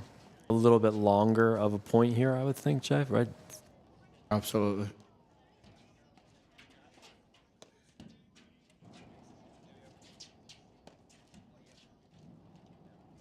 All about the right decisions.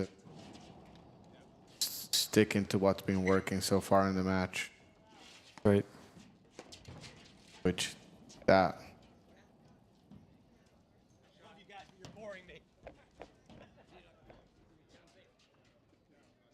Was that an Adam? I was blocked. Was that an Adam Salam forehand? Yep. I just finding that.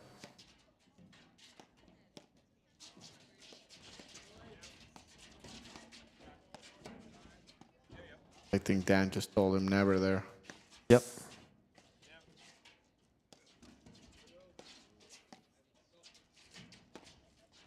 Yep. Great hands by Danny.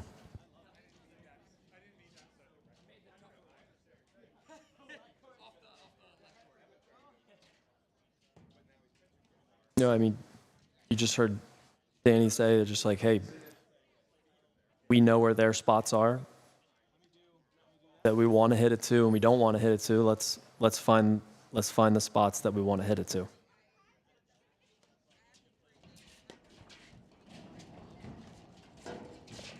That's a good leave by Nolan. Sometimes it's easy to try to volley that ball, but it's on the warmer side, so it's going to come off pretty well off the screen, so they can just transition that point to the base.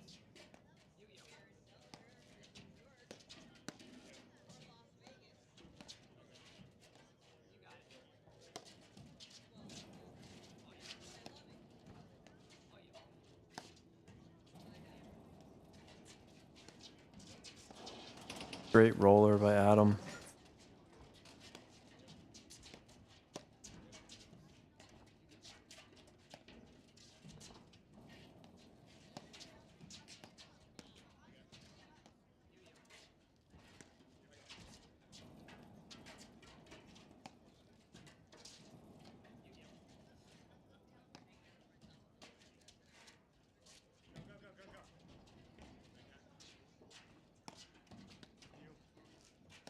I think this was the point that we were talking about, that where both teams kind of buckle down.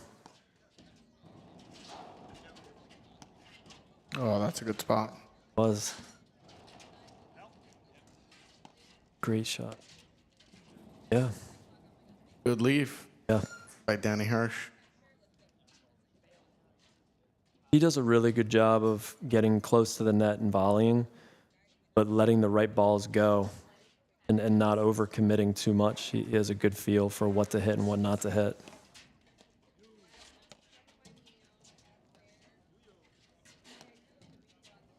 Got shout out to Bill Porter, our D6 captain out of Aronimink, watching from home.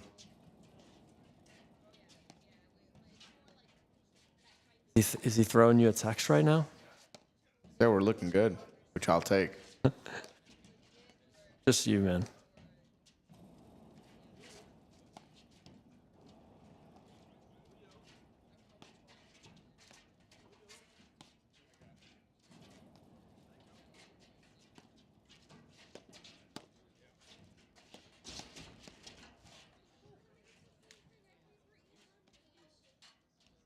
Yeah, I guess if that's their play there, Danny Hirsch needs to get that drive just a little bit lower so that the opponent's volleying up, not down.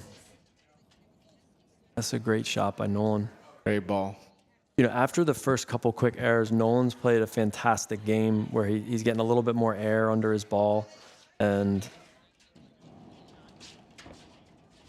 great get by Adam.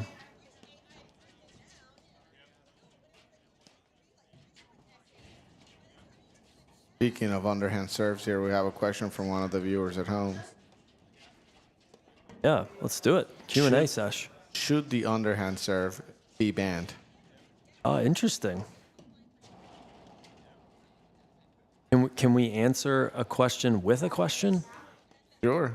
Why? I agree. No, I love it. Yeah, it's interesting. I personally, I know a bunch of different sports like padel, pickle. They have rules on like what you need, what you can do, what you can't do. I mean, paddle really, the only rules that we have one serve. So I love the question. I'm all for it though. I don't know. How do you feel? Oi. Oh, try. Great point. I think it's been revolutionary, honestly. I think a lot of players are going to it, so I think it's a great tool.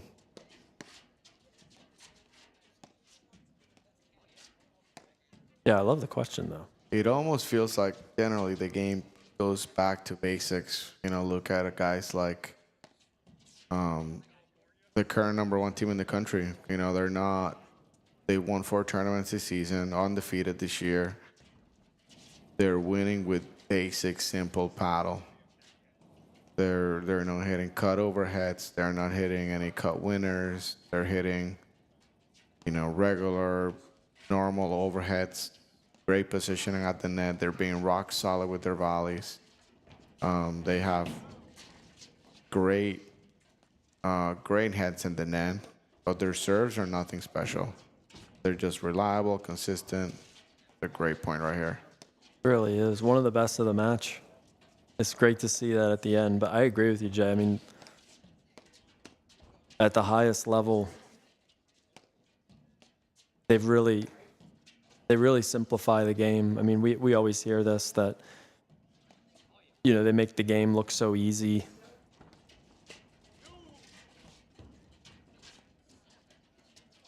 Yeah, best point of the match, right? Yeah. Oh, Jay. Jeremiah with the sauce. You could kind of see that coming. He had him pinned against the wire, had him a little bit out of position. Danny Hirsch tried to come over and help, but just great pace.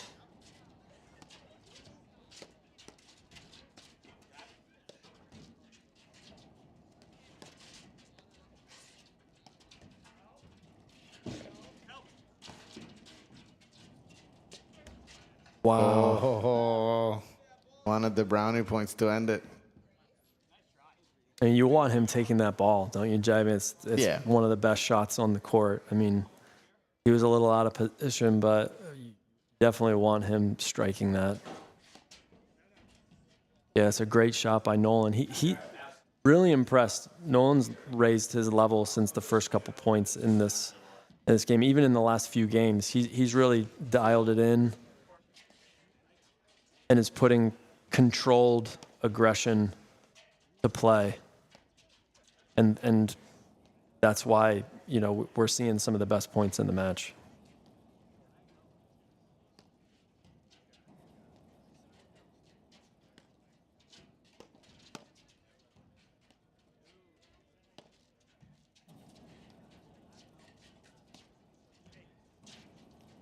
Nice.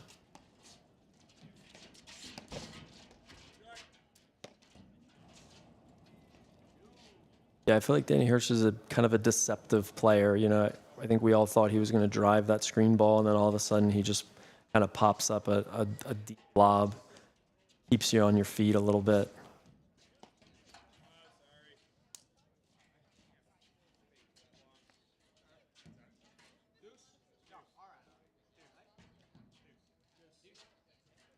Yeah, deuce.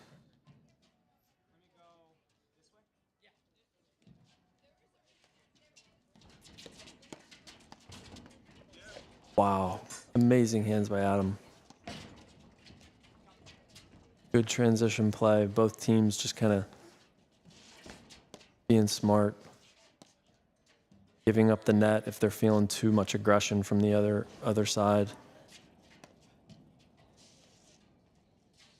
Great deep by Dan. Yeah, he's probably one of the better, kind of diggers in. That's the right shot too. Yep, and he's hunting too. Match point again. Little bit of a momentum shift. Great ball.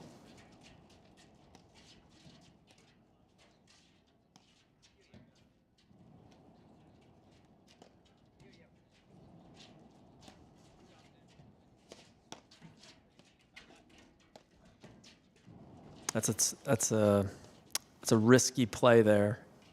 Going to the Jeremiah backhand.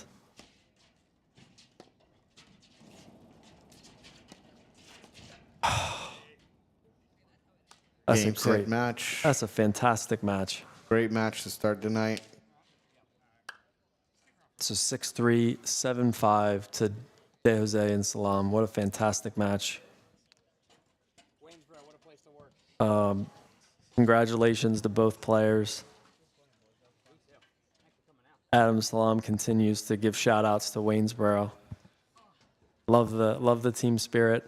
Yeah, congratulations to both players. Thanks again to Jeff Wiedemann, who came in the first set to give a chat and tell us more about the program. Jay, real quick before we take a break and wait for the second match, what did you think the keys of that match were? I think it comes down to the errors, right? I think Dan and Nolan found a way to get back in the match, found a way to take the lead in the set. I think Slow and Steady was winning their race. They started speeding up a little bit too much, and I think that ended up giving them some costly errors. So I think Adam and Jeremiah hung tough, and it was good. So good match for them. Yeah, that was good. It was fun to watch. Great action, a lot of transition. 4 awesome players, good people, and it was great to watch. So we're gonna take a quick break, and we'll be back for the second match of the night. Sounds great.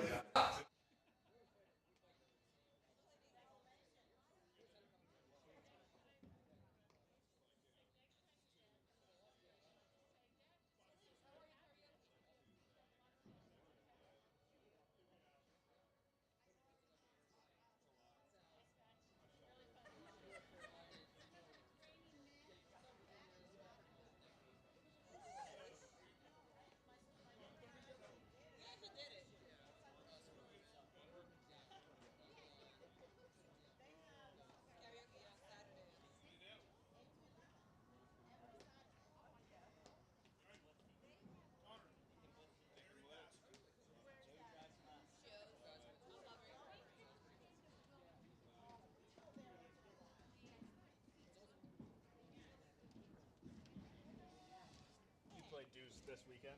Yeah. Well, except for the first set. Played Tomas. Played like shit. So then we swapped. Oh shit, we're mic'd up.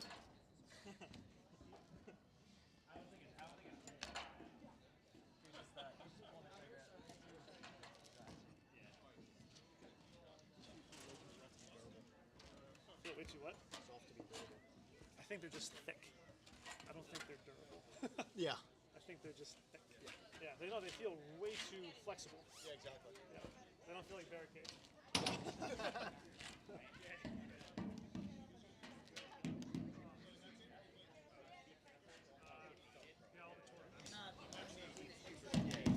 It's even harder to put away. What's up, guys?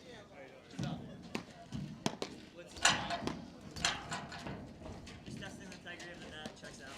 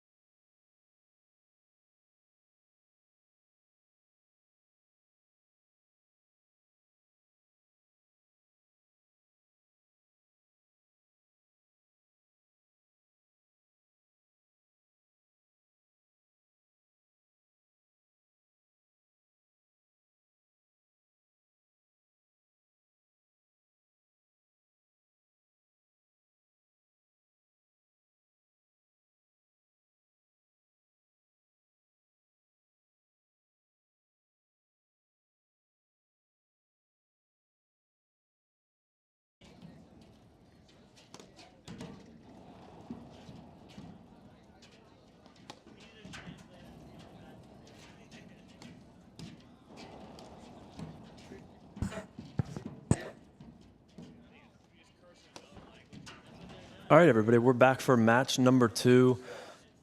We have an awesome matchup here, different styles of play, some newer players on the court.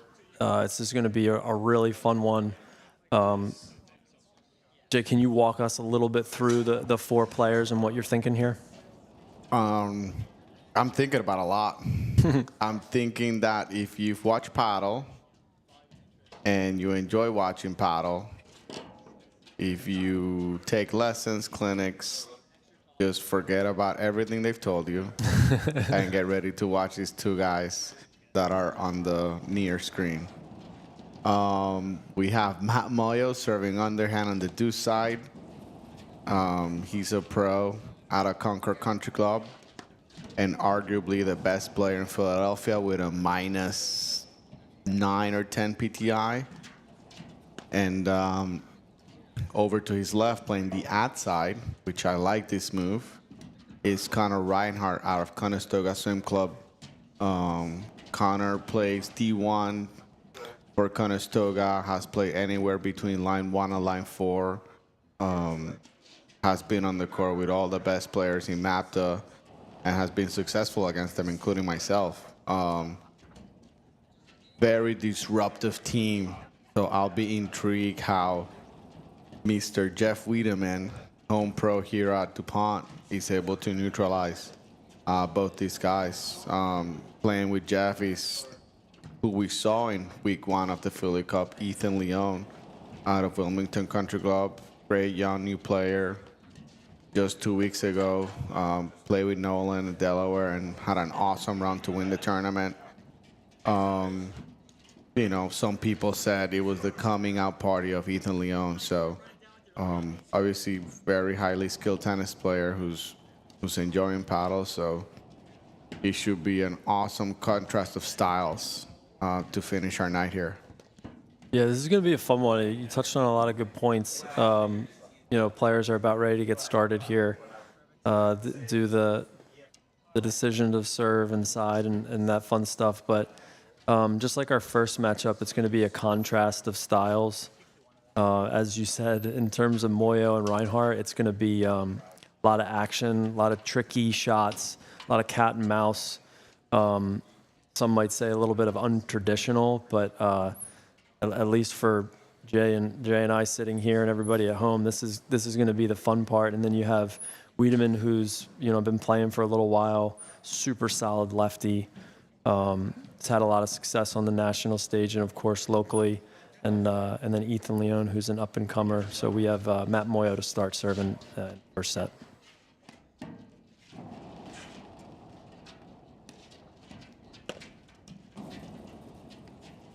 Yeah, it's so warm tonight too, Jay, that you see already that this is going to be a transition night where it's a big drive, and that's 2 balls in a row that Matt's just completely fine, just letting that ball go.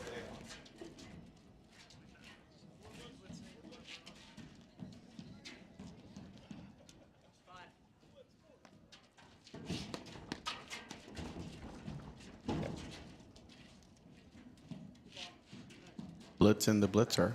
Yeah, that's right. Love 30 here. 2 balls already that Ethan's taken. Putting a lot of pressure on them early.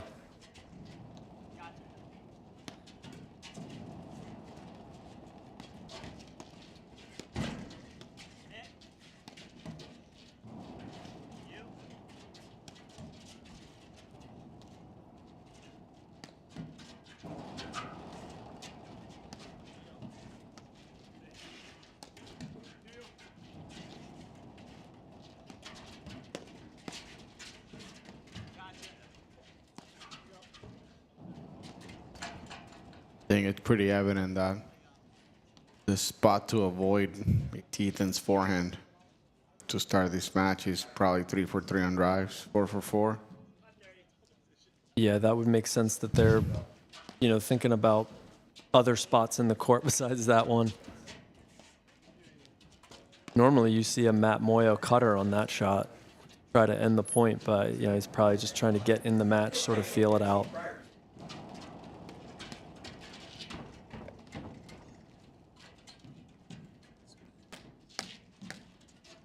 Yeah, so I mean, we can already see early that Ethan's in the reddish pink shirt on the far side, that he has both a forehand and a backhand. So it's going to be challenging for Moyo and Reinhardt to find spots that Ethan's not going to be able to hit drives. So, you know, you're already seeing early at 1540 that they're putting pressure.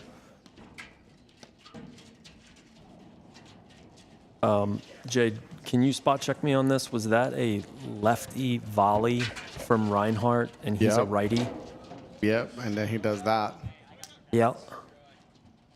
Okay, so first game, we're already seeing some of the viewers at home of what not to do. Please do not volley with your opposite hand. Or maybe try it. I don't know. What would you say, Jay? No? I listen. These guys are amazing. It's worth the shot. Okay, I love it. If your volley's not working, Just go to the other hand. got to. Yep. Got him. Yeah, it's interesting. You can see already, you know, Leon's putting pressure on the opponent by coming forward, try to take the ball early. Something for us to think about at home too.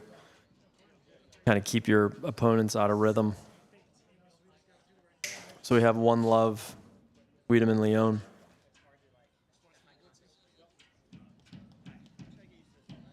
Ethan to serve.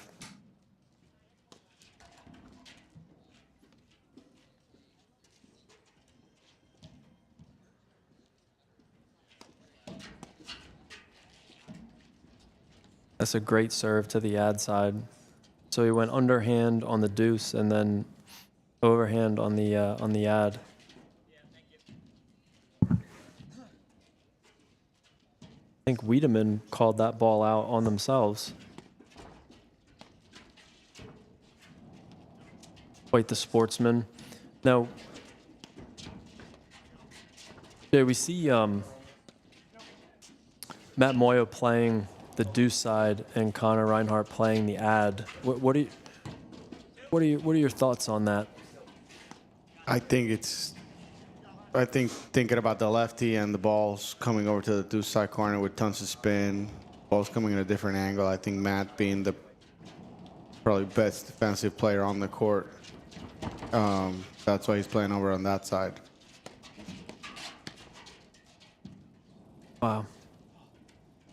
Off the short hop. Yeah, that's the second or third time he's done that to put pressure on the opponent.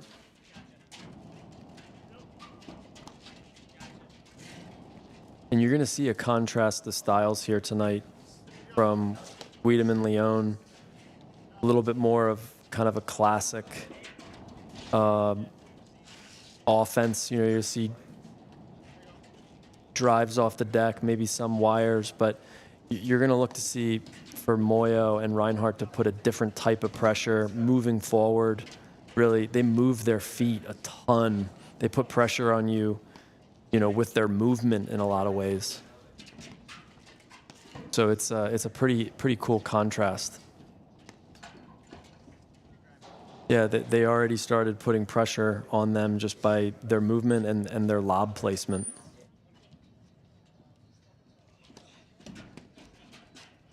If for our people, you know, kind of tuning in and listening, where do we want to be aiming for the lobs? Like, regardless of strengths or weaknesses from your opponents, like what's the height? What's the depth in the court? Like, what are we looking for in terms of aiming? I think service line high, great. I think if you aim deeper than that, I think you're risking missing the lob long.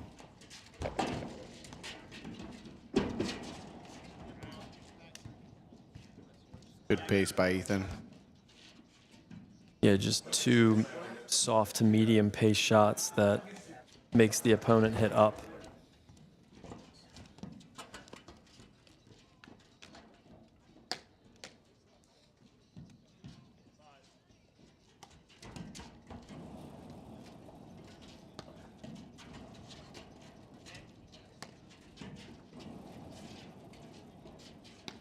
On the far side, we have Matt Moyo, who played tennis at Albright College. You know, Connor Reinhardt's the only one that did not play college tennis on this court, but University of Notre Dame attendee, alumni. Also, the only player on court to not be a teaching pro. Works at Accenture. And then you have Ethan Leone in the reddish pink.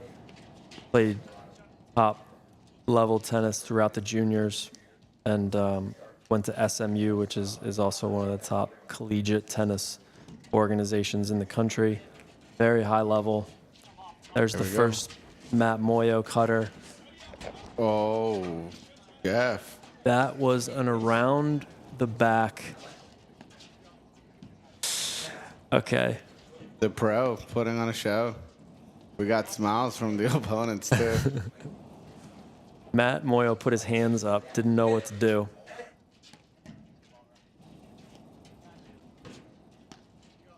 Wow, we're going to have to pull that for replay.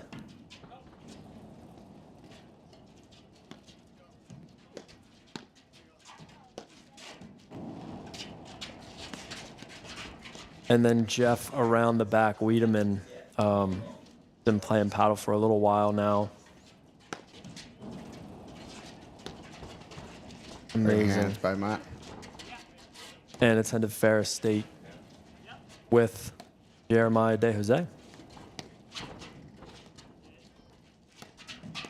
Oh, he likes that. Yeah, that's a really good move by Ethan. That's the right play. Just got a little too close to it, but he'll make the adjustment next time.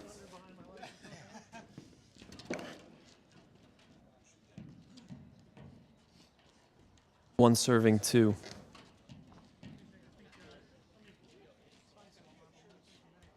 We have a scored update over from court number 2. Massioli Road take the first set 6-0 against Carpenter and Ray Hall.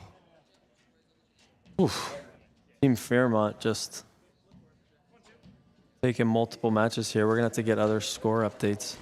Then we have court number 3, couple baseball players, Ben Scott and John Reynolds, battling against Joe Coble and Paul Ritter. That's a fun matchup. Another one. Second Matt Moyo cutter. Got him. I think Matt's going to recognize too that taking that type of risk is probably going to be needed to win this type of match. I mean, he'll do that normally, but I think that's going to be a part of the winning strategy.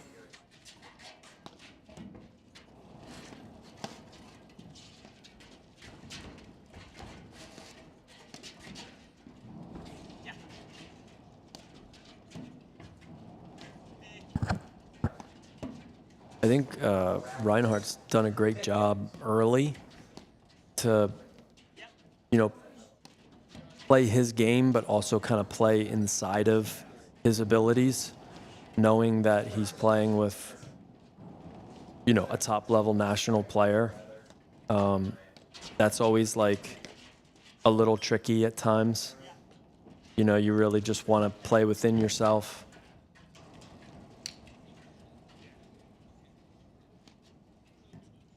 I think he has a good coach next to him right now that as the match progresses, he'll be able to fix some of the spots that maybe he's hitting and getting in trouble with. Oh, great get. That was also the second lefty shot by Connor Reinhardt, playing as a righty. Great dig by Matt again. And out of position, but great job getting back into the defense. Yeah, we watched. Great move. Here we go. We got action. Oh. That's a great point all around. And sometimes it's tough knowing when to take the foot off the gas. But both players here are on the aggressive side.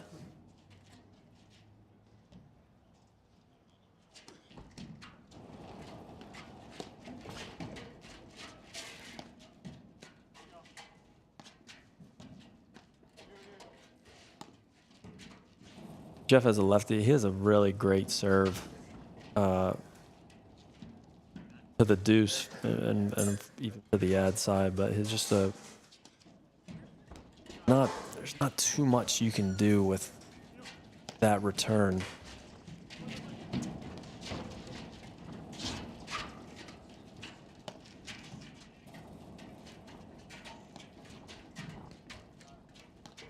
It's interesting watching Moyo and Reinhardt early. They're both really trying to move forward and put pressure on Wiedemann and Leon's overheads. What an amazing get.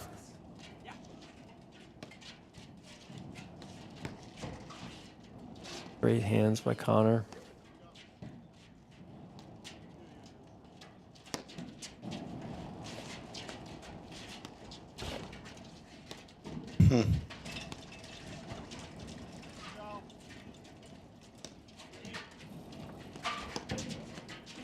Great close by Ethan. Yep.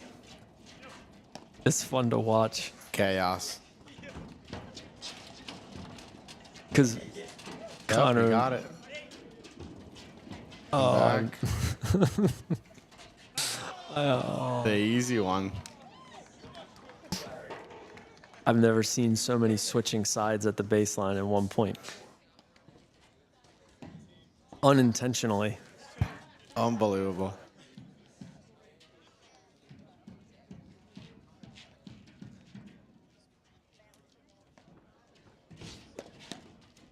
That's a great shot by Jeff. I think with that underhand serve, I think you got to prepare to Yeah. to volley.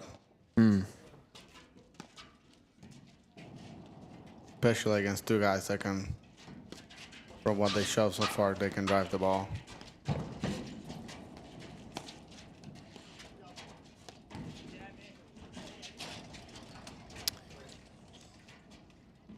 I was actually playing with Matt the other night just in practice, and on that ball, he actually doesn't want his opponent to come cover for him. He takes that step in, and he can pretty much get any ball that they hit behind him. So I don't know if they've ever played before. I know Jeff and Ethan have played at least some, so it's just kind of working that out.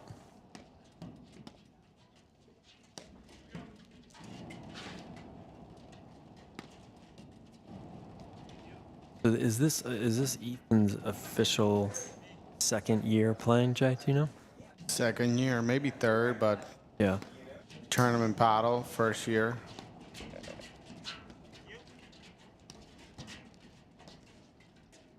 I think what's interesting is that, Matt, Connor, they like to be disruptors out there. Yes.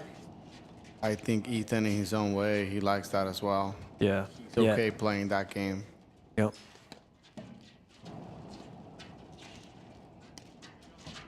Yeah, they do it in a different way, but you're absolutely right. They both want to like that, right? Yep. That was a double let cord.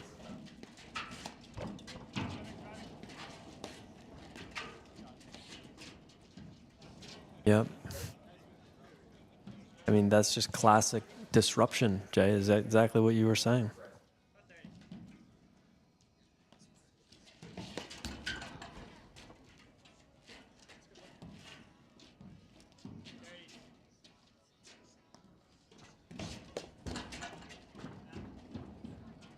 Two quick errors by Wiedemann Leon.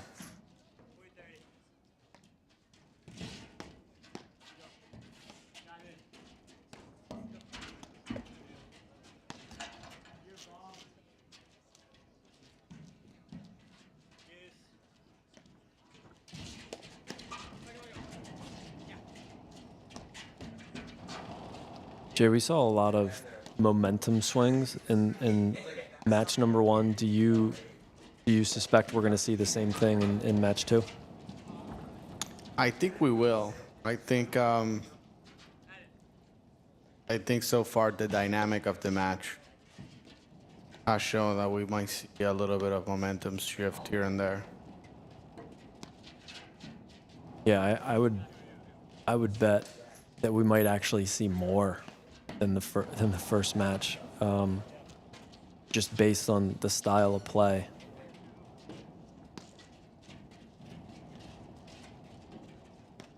I think there's going to be a lot of back and forth in this match. A lot of, yep.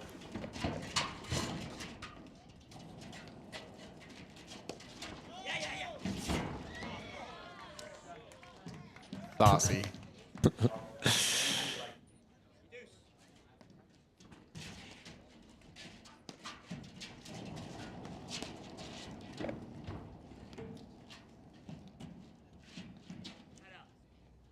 A lot of action out here, Jay. So much.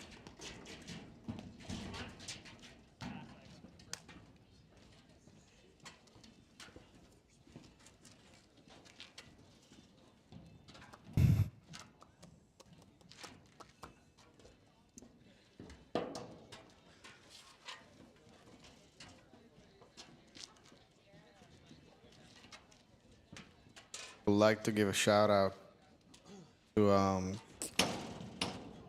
PA States, 43rd annual PA States.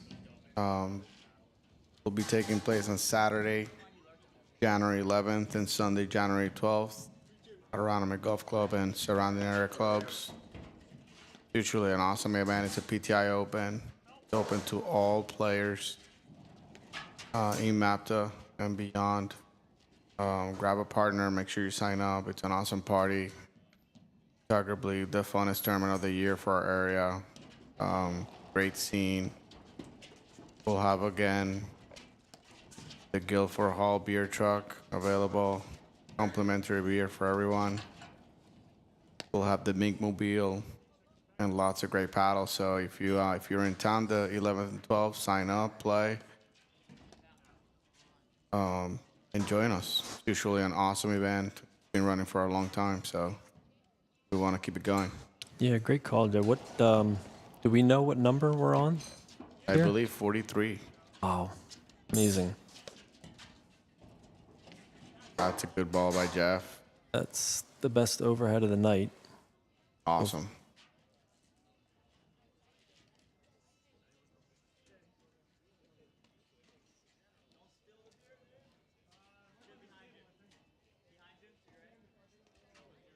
Yeah, amazing event. Also, the second tournament of the year that Aronimink will host, right, Jim? Yep.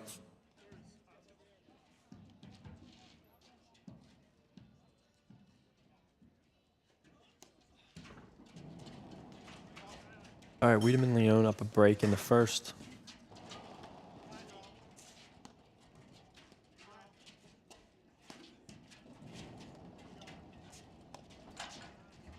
Too far back for that one.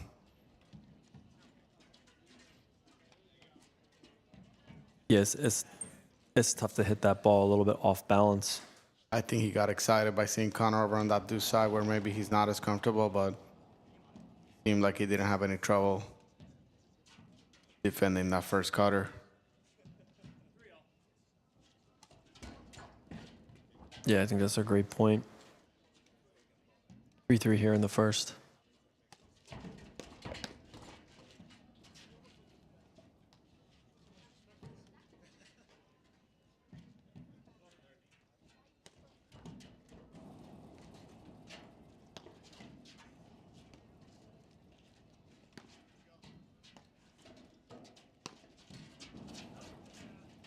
That's a great shot by Matt. Good spot by Moyo. Very Salam like that roller.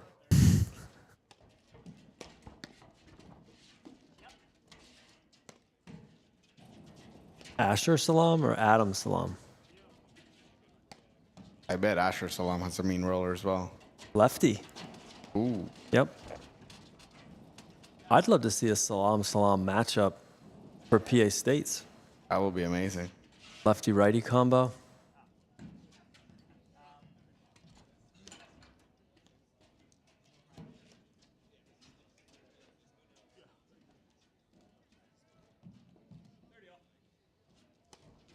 All right, we're at 30 all here. 3-3, all tied up. Dude, what's What's a tip for, if we look at Connor and Matt at the net, they're hitting overheads and then both just like really closing the net off, kind of suffocating you on what you feel like you can drive and what you can't. What's a tip when you're playing two kind of aggressive players at the net? I think you want to lob a little bit extra. Make sure you catch them off the net when you're driving the ball. 4-3, quick game. Yeah, so is what I heard you say just kind of trying to push them off the net? Push them off the net, create some openings to their feet, create a little bit more opening for your drive so you don't have to rush and defend them in the corners when they're on top of the net. So you have to be a little bit more selective when it comes to when to drive. It almost feels like they want them to be driving.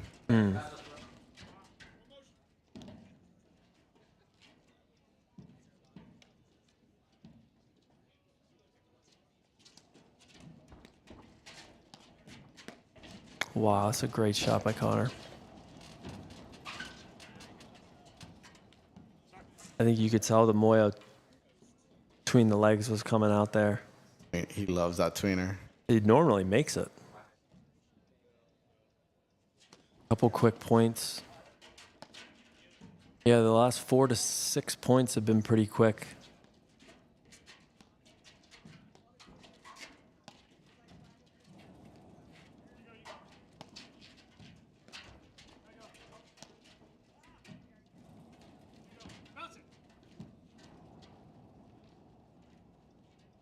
Good talk by the vet.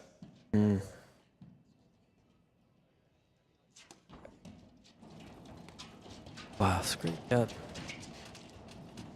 But that's the play too, Jez. Like it's. Oh. 5-3, Weedham and Leon. Yep.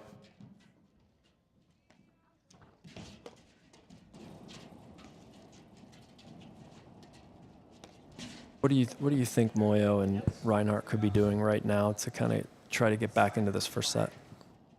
I think control chaos. I think slowing things down.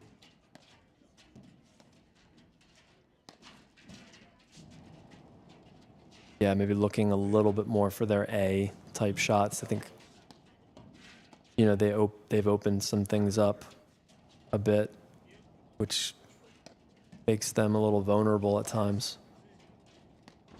against a better team like Weedham and Leon.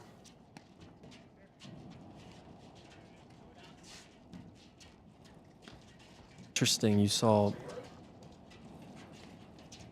Leon and Wiedemann switch sides to have the lefty on bad side. Any thoughts on why they would want to do that?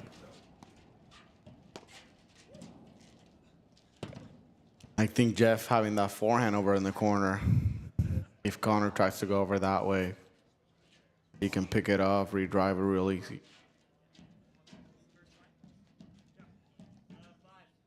Yeah, and Ethan has both a forehand and a backhand, so on the deuce side, that is definitely valuable.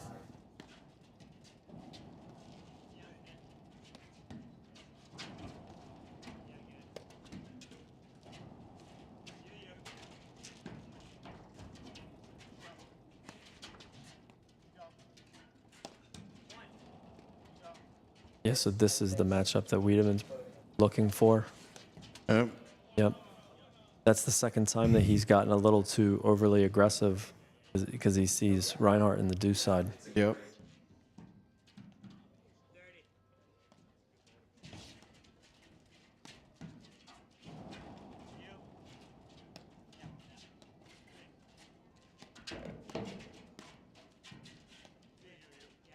We were doing a little pregame chat before they went on live stream, and we had that's a great shot by Ethan. We had Ethan draped in Xenon from head to toe, with a vest and shoes and the racket and maybe pants. I don't know, anything. I see that Noah has already spotted some top talent here in the Ethan Leone game. I see the shoes. Yep. New paddle shoe by Xenon. Shout out. Most durable shoe in the game.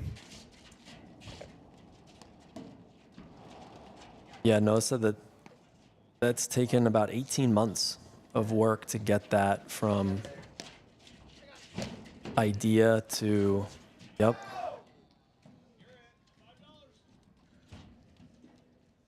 A tag by Matt, which is, it's tough to take that, but that is the right shot. After a monster forehand by Ethan and an amazing volley by Connor. Yeah. Yeah, almost a drop shot winner by Connor Reinhardt.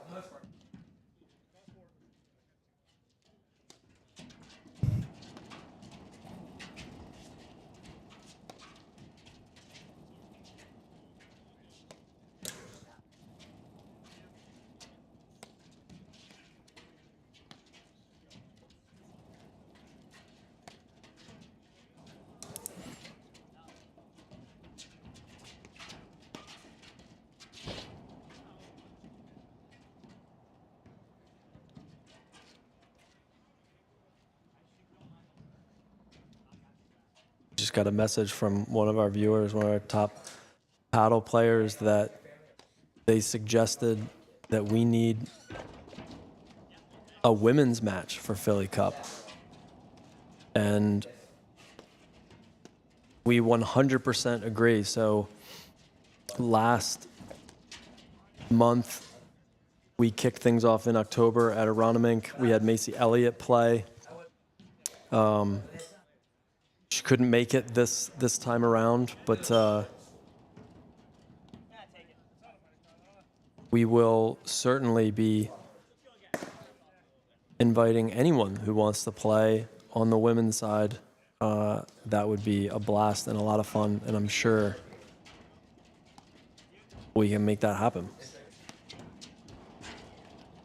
How about a little mixed action? I believe Macy, week 1, played with Doug Knight. That's right.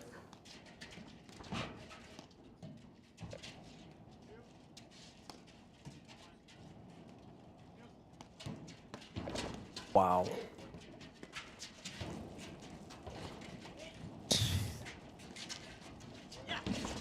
Amazing. Amazing point. Best point of the match. Action.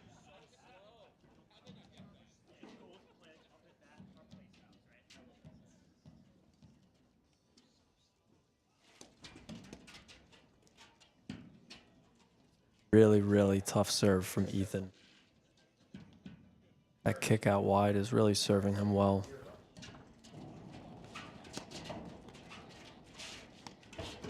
That's the disruption, right, from that team, where Ethan felt the pressure from Connor and tries to hit too good of a ball and hits it wide.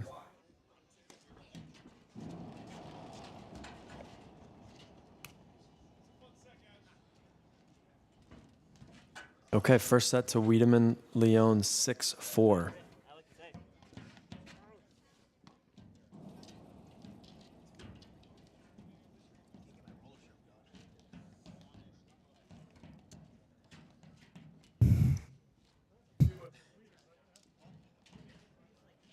We have, I expect some adjustments here from Moya Reinhardt.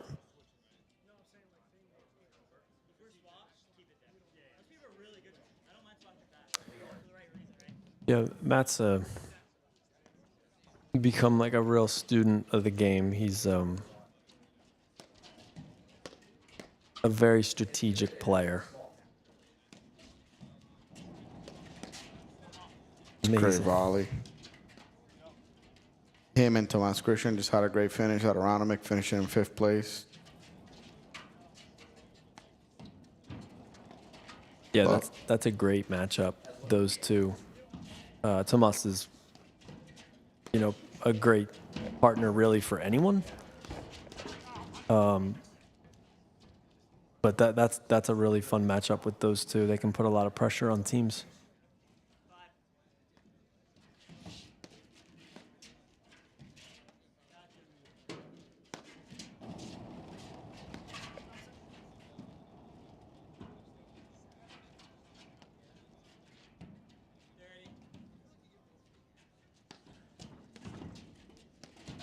Overhead serve by Mayo.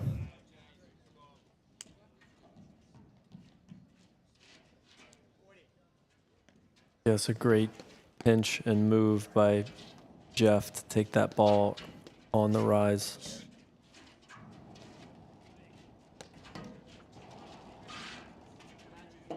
Yeah, I feel like we watched the first match with Nolan Bakhtiari. I get like a similar read on a Connor Reinhardt where they're really trying to disrupt you, and it's that balance between aggression and conservative, and also like them almost baiting you to hit a drive, and that can really work, and sometimes it can work against you too. But that's the little bit of a higher risk type style.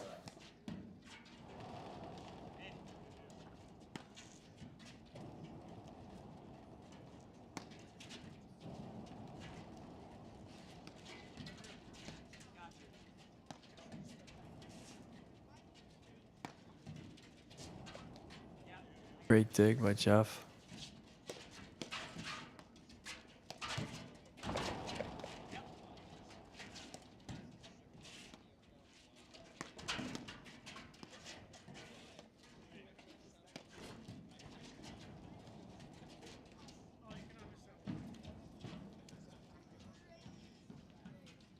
You hear Jeff saying you can't miss that wide.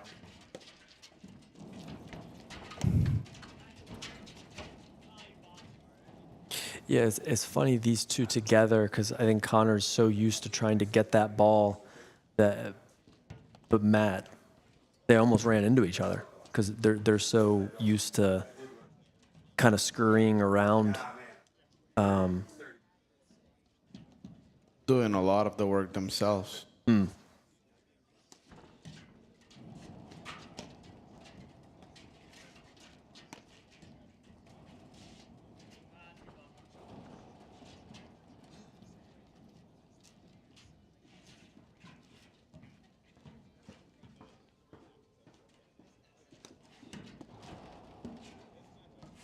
Ethan's, serve out wide to the ad side is been a real force. A good close by Connor.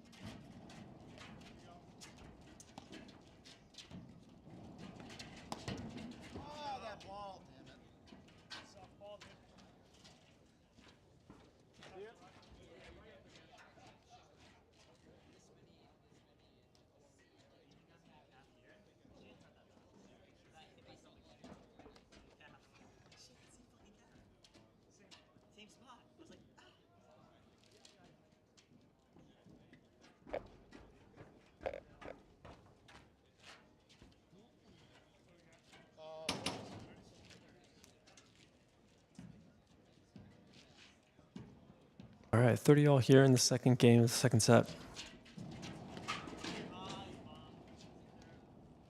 That's a tough ball moving. All the momentum was moving to the side there. That's a ball that Matt can make, though, for sure. We have another question from a viewer on the YouTube comments. Off a lob, when is the best time to blitz? Well, you're the brains of the operation. I don't know what I am, but Great question by my guy Jimmy D out of Manny's. I would say you want to have the opponent back, looking up. You want to see some tendencies of defensive overheads. The one thing I would say, if you want to do it off a down the line lob, so if the ball does get past you, your partner can cover you because it's coming on a straight line or an angle towards him. So lob the ball off your line. If you see the opponent on their back foot, paddle looks kind of open and defensive, make you move and take that net. Make sure you hit the moving target. I think that's a great point, Jay, off the down the line lob. What if it's cross court? What's the liability there? Why wouldn't you want to blitz on a cross court ball? Say that again, Matt. Mike. Why wouldn't you want to lob on a cross court ball? You were saying that down the line is kind of the better ball to look for. What's the liability in cross court? I think if he hits an angle towards your back, that ball gets a little weird off the wire. It could be a side back, bad side, which it's tough to defend for either you or your partner.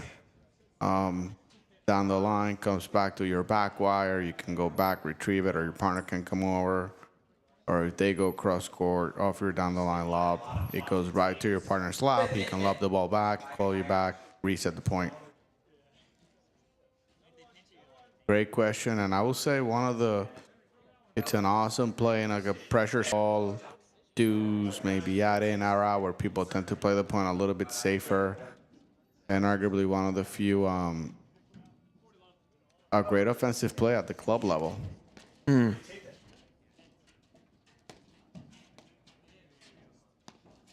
Yeah, I guess to the viewer's point, I mean, what's the right ball? It's almost like we know that we can put pressure on them, but it's kind of making sure that it's off the right ball. Kind of two quick games by Moyo and Reinhardt to kind of get this set back in the right direction for them. Yeah.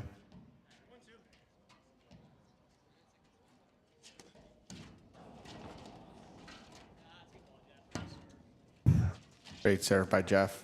Yeah, we were talking about that earlier. His deuce side serve is one of the and ad side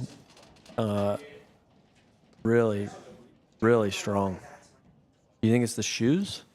Probably. Yeah. Lightning. There you go. That's 3 return errors. It's got to be the shoes. Can it be 4? No.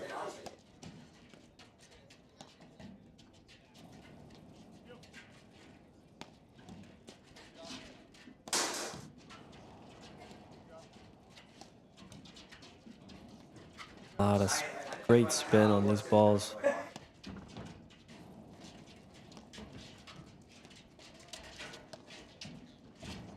Yeah, like that. Wow. Perfect. He blitz. Oh. This is fun watching these two. It's almost like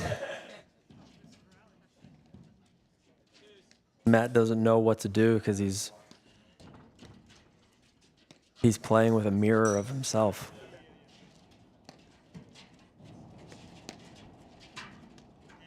No, I don't think these two have played a lot together, so they're still kind of feeling out where the rhythm is. Where they're just playing, which is fun. Yeah. 2-2 in the second.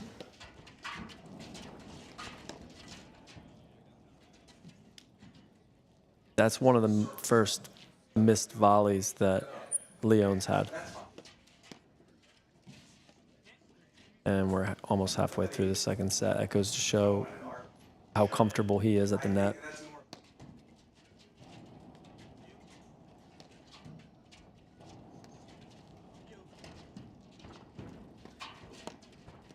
Wow.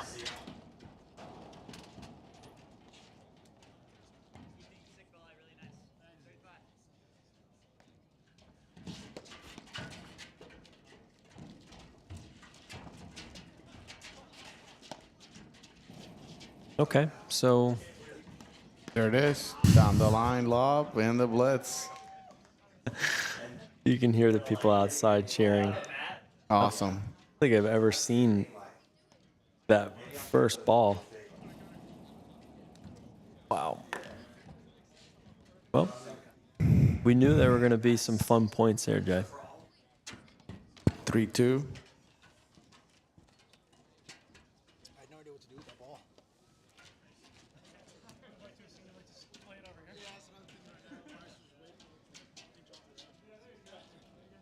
All right, back on serve, 2-3. Ethan Leon serving.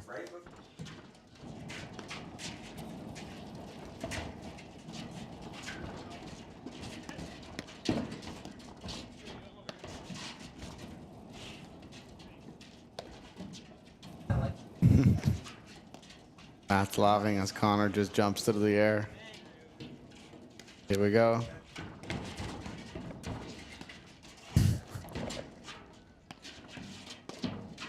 Great pace by Ethan. Not to try to overhit that drive because he was off balance.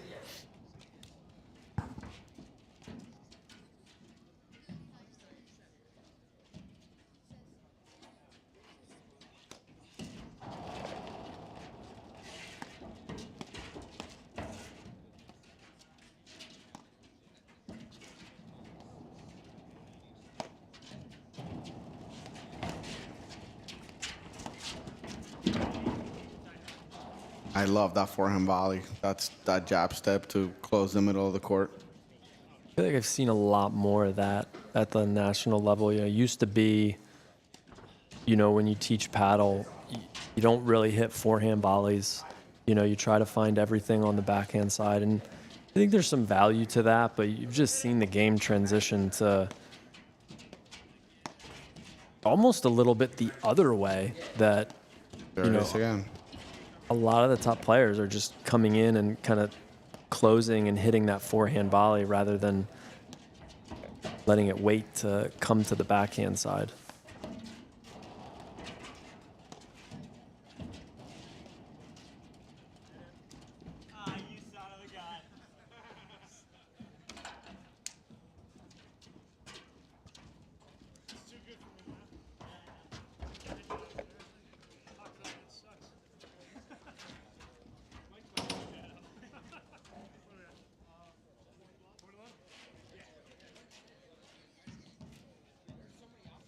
All right, 2 serving, 340 love here.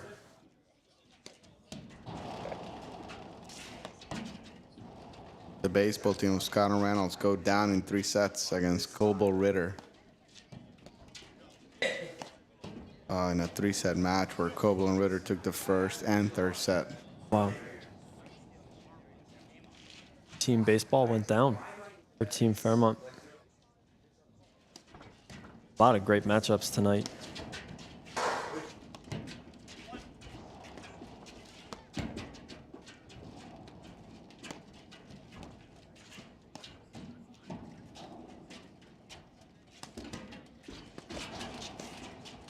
Oh, Jeffy. That's pretty filthy. I mean, there's nothing you can do about that.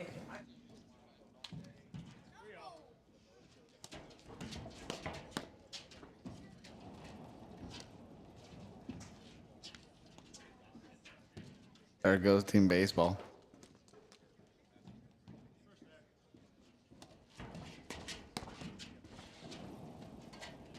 We got Ben Scott leaving the venue in his classic Air Jordans. Classic. I mean, it doesn't get any better than that.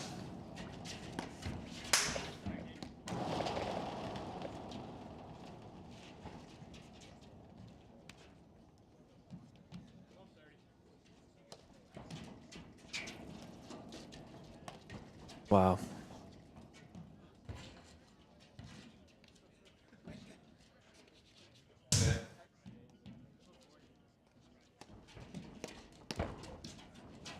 Great stuff volley by Connor, just getting into the net. Really good. Then with a love 40 shot, just kind of taking a chance.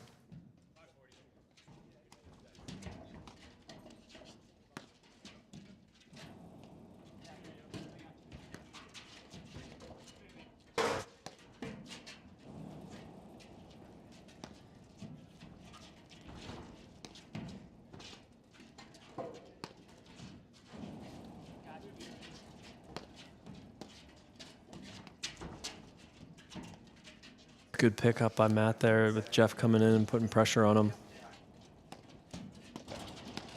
Good move.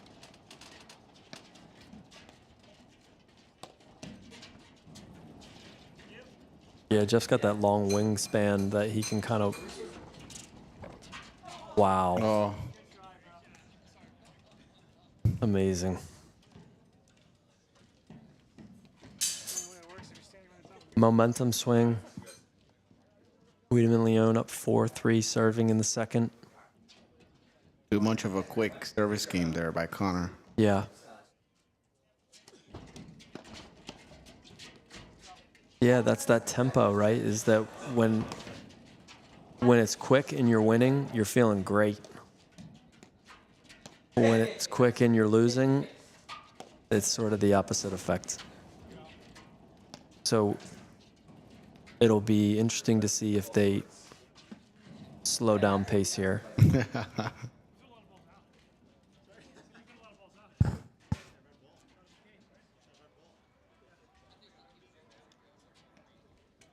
I think this might be the most I've ever seen the ball leave the court. I think that's the 5th or 6th time.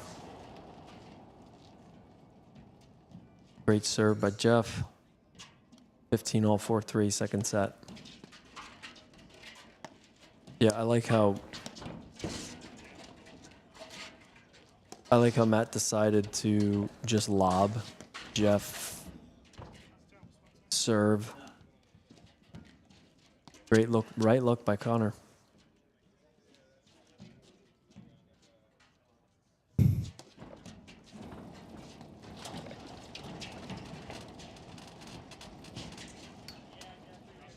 Really good shot by Jeff. That's an amazing pace. Again, another quick game.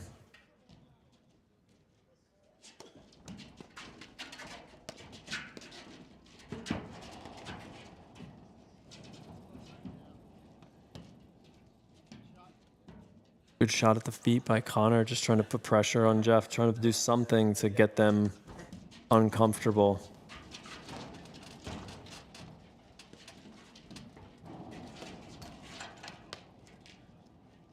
Yeah, that ball's sitting up, but you know, both Connor and Matt are really, really ready for that ball. You'd like to see maybe more of a lob there.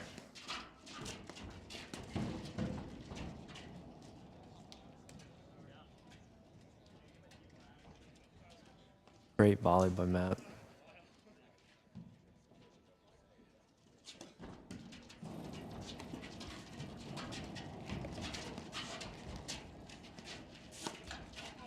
Ooh. Boy, oh boy. That's a great comeback by Moyo and Reinhardt. 4-all in the second. Overhand serve.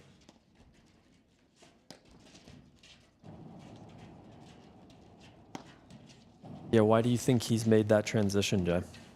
I think Jeff was kind of tagging it right at Connor, so mix it up. Don't give him as much time to wind up.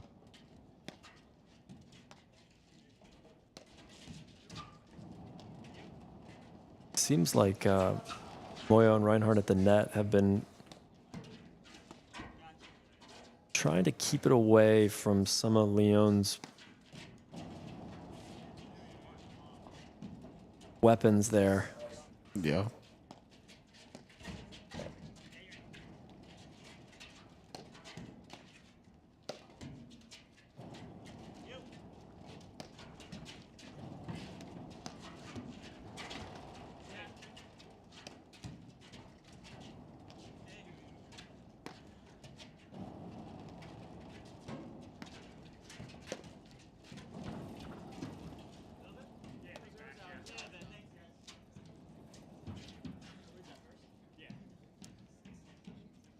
I think that was another self-out call.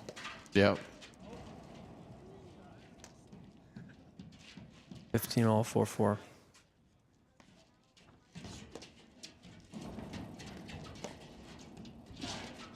Or lob.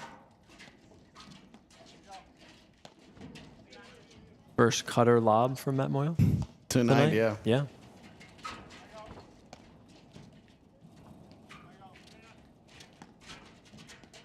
Do you teach that at your paddle practices, Jay? The cut lob?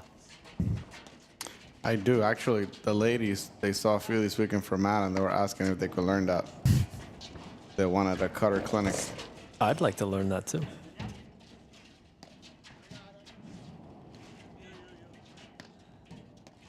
Well, we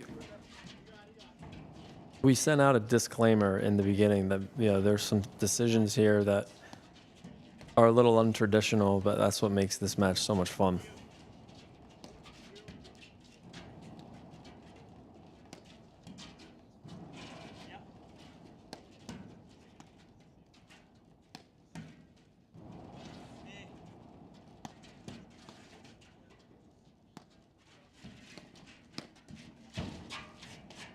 It's a good volley.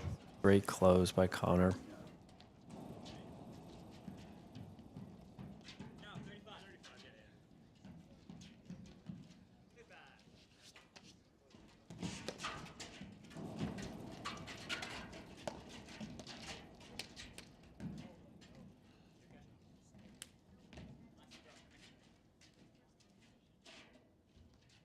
Like Matt taking a beat here, just some strategy for Connor here. So 30 all, 4 all. I really like him taking a second.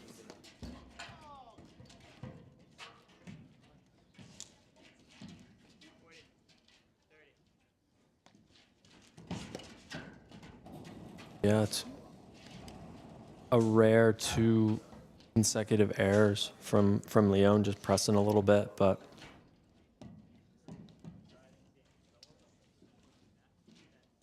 and Reinhardt really buckled down there. And that's the value in, that taking that time too to kind of talk about their strategy. Will we get a third set here? You think so? I think we will.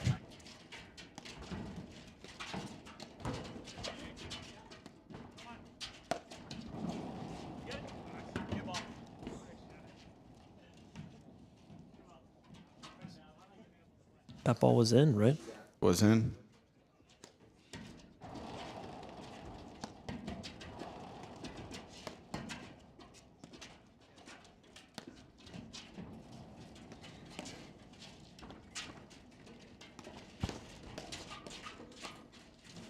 Oh, the hands.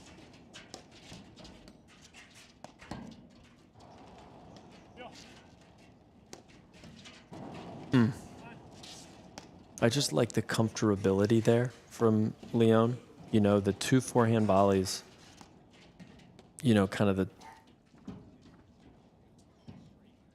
the 2 overheads and then the rollers. It just seems like his pace is just comfortable, doesn't overplay it. Just a really solid tempo.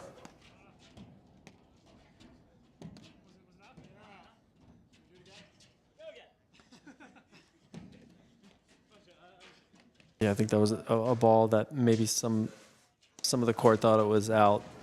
Some of them thought it was close. So in good spirit, they just played it over again.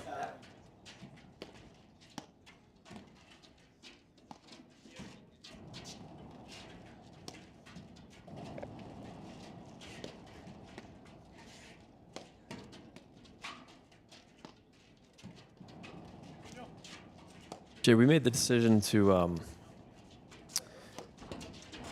not count these matches towards PTI. What do you think that does to these events? Do you think it helps? Do you think it hurts? Like, what's your perspective on the non-PTI for Philly Cup? I will say everything's so PTI focused right now. Every match counts as PTI. You play a tournament, it counts as PTI. League matches is all worth PTI. I think, for a lot of players, it impacts where they play on a maybe team's lineup. So I think it takes that out of the equation. It allows the guys to play free, work on their game, and maybe do some of the things they wouldn't do in a regular match. keeps it on the friendlier side of things, which I think it's great for what we're trying to do here at the Philly Cup, which is, bring people together, mix guys around, maybe that don't necessarily play throughout the year. Here we go, Cutter. He didn't touch it. Yeah, I think it's awesome. I think it's a great idea. I think, we can always revisit things, but it seems to be working out great so far. Yeah, from what I've seen, it hasn't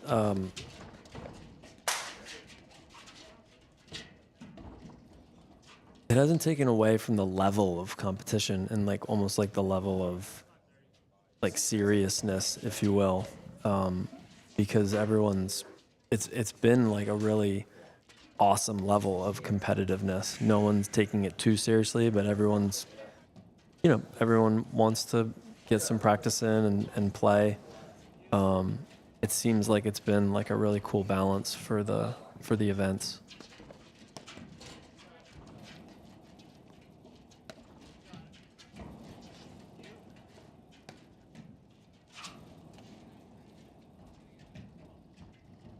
I bet if you asked Matt and Connor if they want to play a third set, they probably said, hell yeah. I think so. I think we have 30 all.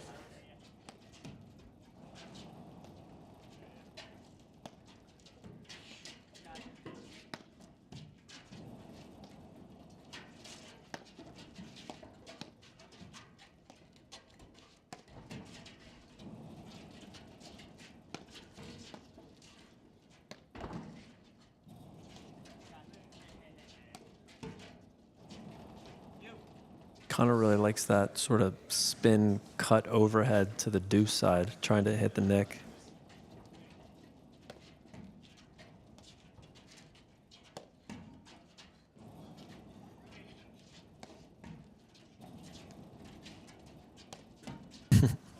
Matt kind of laughing.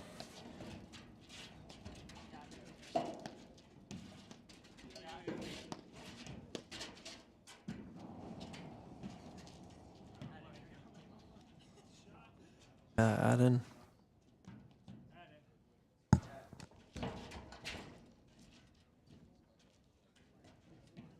Yeah, a couple missed serves to the ad side. Seems like Cutter's maybe rushing a bit to get to the net, which is understandable.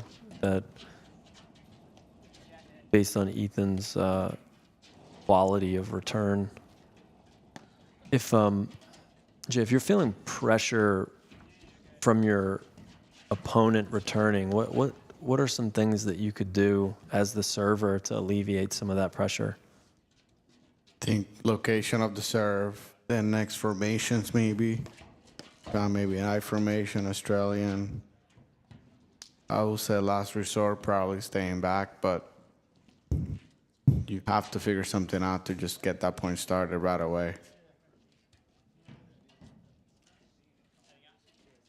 Yeah, it's tough when you're feeling pressure from your opponent. There's just quick points based on great get by Matt. Second cut lob from Matt Moyo. Yep.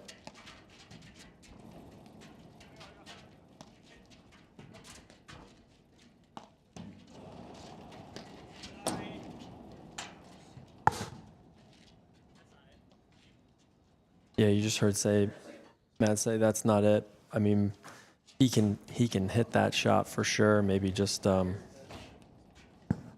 a little bit of a lesser pace. Easier to say sitting by the fire commentating. Yep. Speaking of playing, Jay, you've been on the sideline for a little bit. When are you coming back to the courts?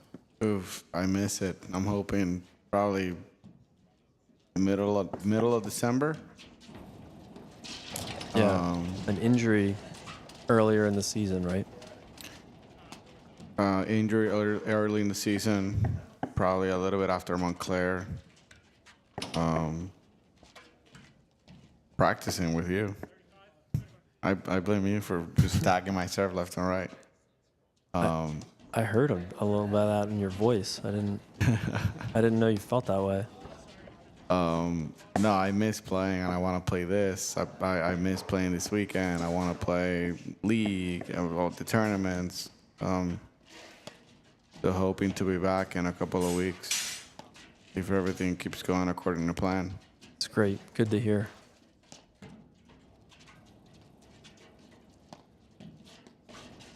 We have 30 all. Jeff Wiedemann serving at 6-5 in the second set. Look for this point.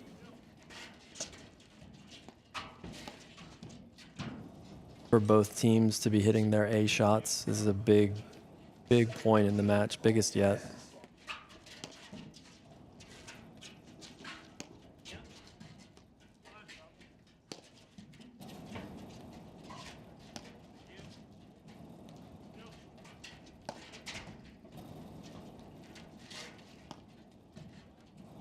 As you can see, the Wiedemann and Leon are keeping the ball to the ad side.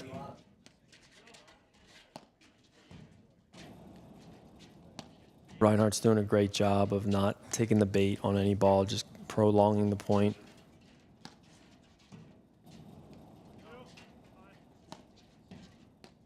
Trying to set.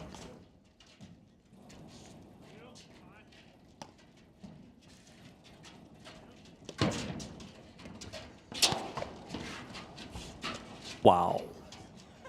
Wowza. That was unbelievable. Around the post. Great get by Matt Moyo.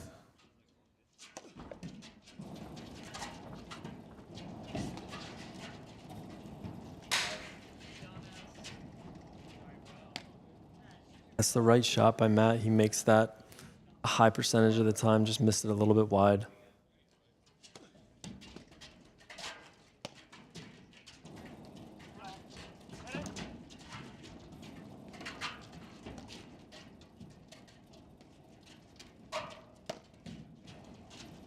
Look for another point, just like the last 30 all point. Looking for A shots.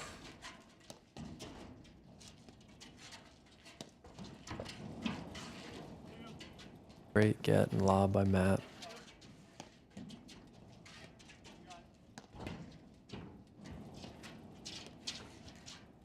Wow, yep. That's the disruption that Matt likes to create, a ball that 9 times out of 10, he's going to lob. He just kind of pokes that drive in and catches you off guard.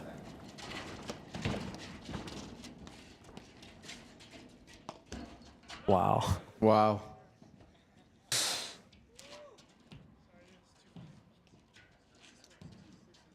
All right.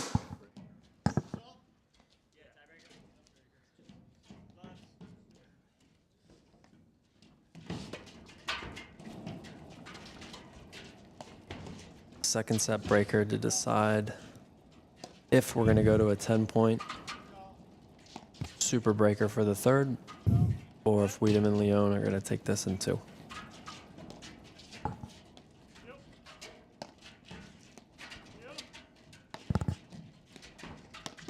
I really like how Connor Reinhardt in the ad side has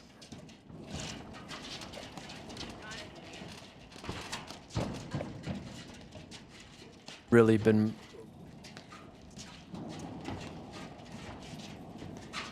kind of kept his conservative nature. Missed it long.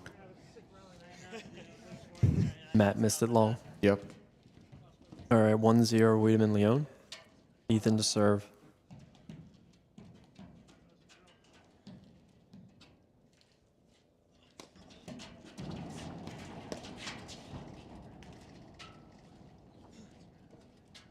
Great return by Matt off the screen. He really loves that.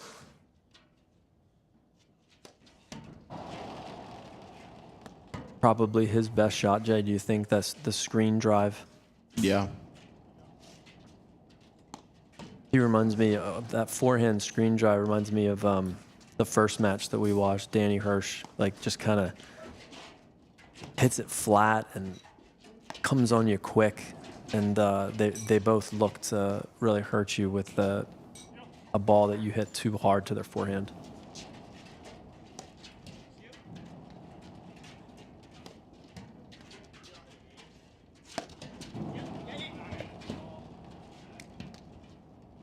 Smart shot by Jeff. Yeah, great shot.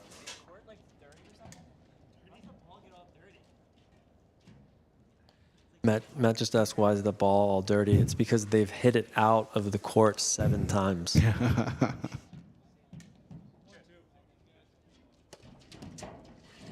Was that 1 serving 2? I believe that's what they said.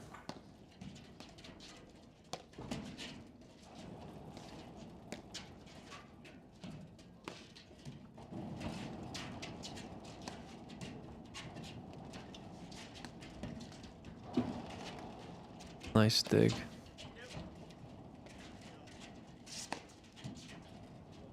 All right, so they have Reinhardt again in the, yep. Looks like he seems a little bit more comfortable on the ad side. 1 serving 3.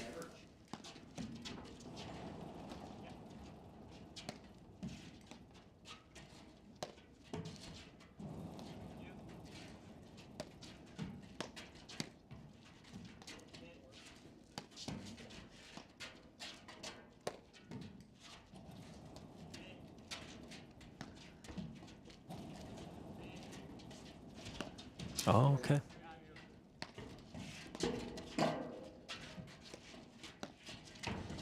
I really like the pace of Ethan Leon's back-to-back drives there.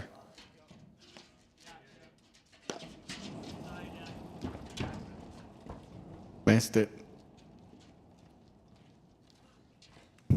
That's the right play, though. I think he had him a little off guard, a little off balance. Just missed the shot. Yeah, backing up.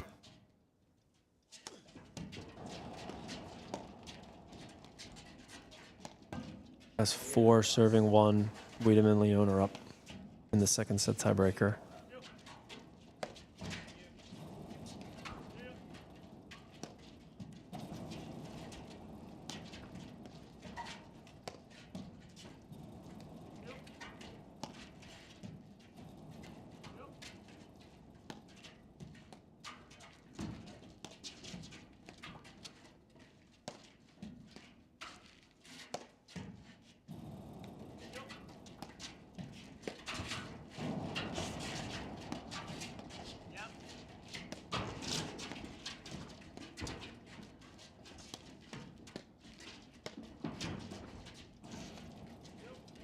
Great digs left and right. Really good transition play by both teams.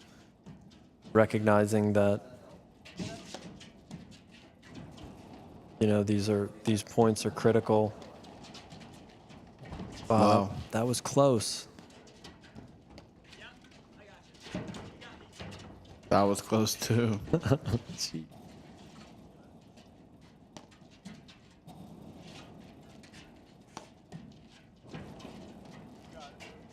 You kind of feel that Wiedemann and Leon have, yeah, that's a really good ball by Matt. I think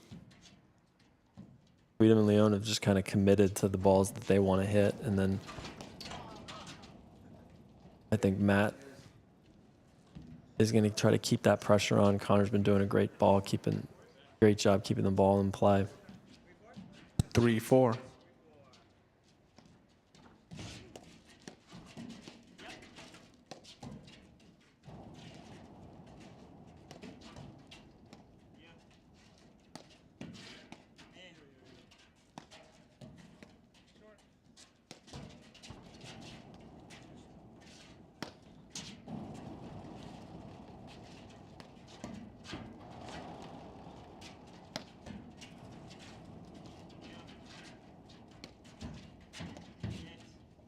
That's another switch.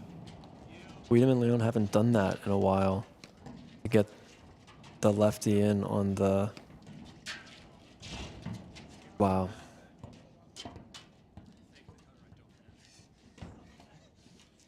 Great volleys by Connor. putting a lot of pressure on the Do side.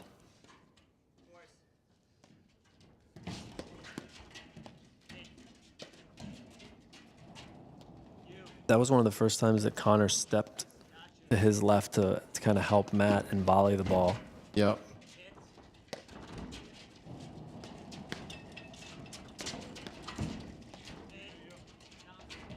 That's a smart move by Matt. He's really good at that when he feels that. I think that's important for all of us, is that when we feel really pushed back and on our heels, we can just let the ball go and play it off the wire. Great volley, great drive. There he goes.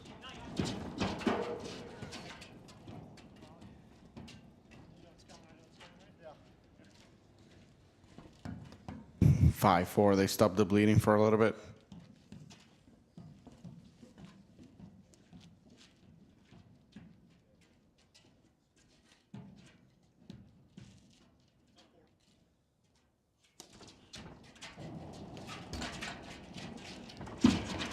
Wow. A let cord winner by Matt Moyo. Great return. Ethan almost got it. 5-all in the second set breaker. Oof. That ball's got to go and play. Yeah, that's the goal.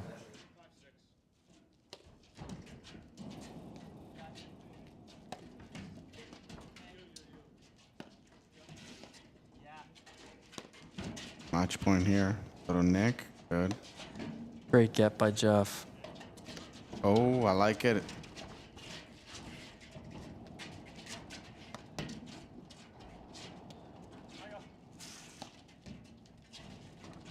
Oh, that's such a great get by Connor.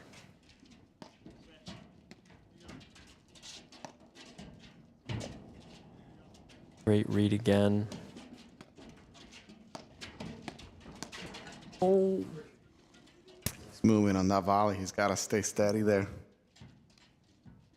What I love about both of these players, 6-all in the second, is that Moyo hit a cutter, and then Reinhardt still went for his ball. Wow. Oh, that's a good backhand of the short hop. Match point number 2. Yeah, Leon's pace on his drives, he's really found that tempo. Not overhitting it.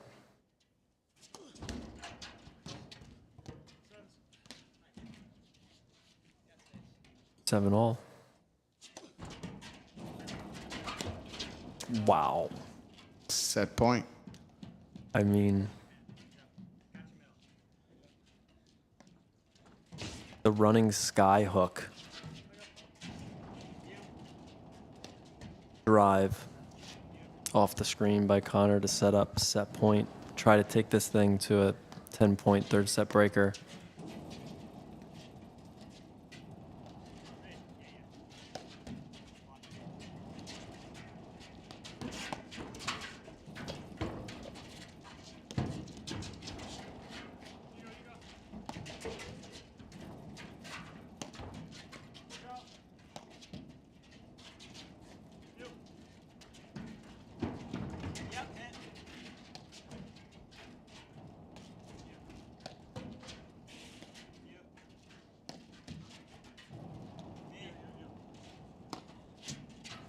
Great patience by both teams.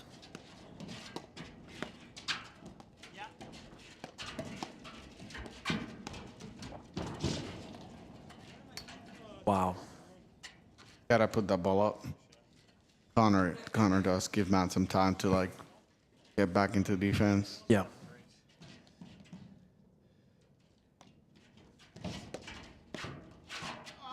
Oh, Great great volley. pace. Well, this has been a fun one. It has. I feel it's like far from over. Yeah, this will be interesting if Moyo and Reinhardt can win this to take it to a third.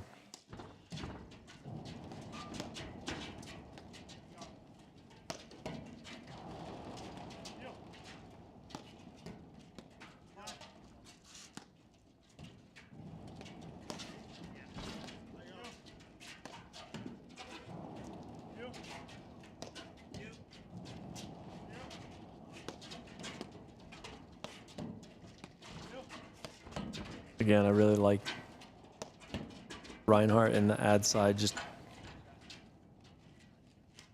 I said it too soon. I'll take that one. Oh, Had trouble here. Hopefully, yep. Great choice on just taking that off the deck and lobbing it. Wow.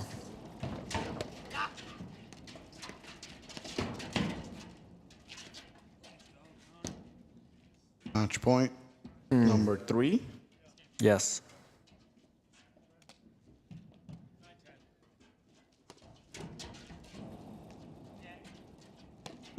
Great serve by Connor.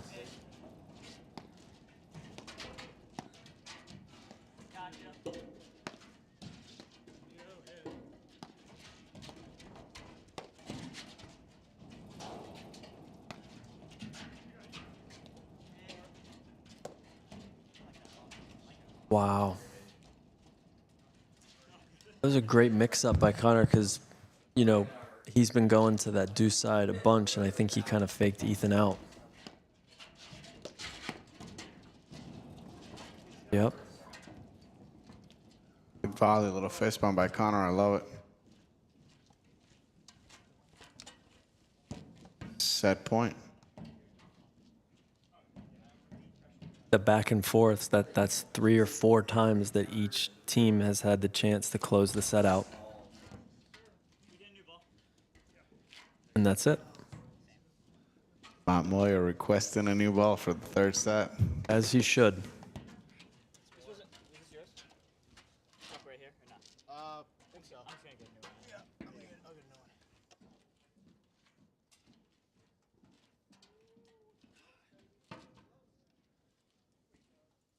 All right, so we are going to take a quick break.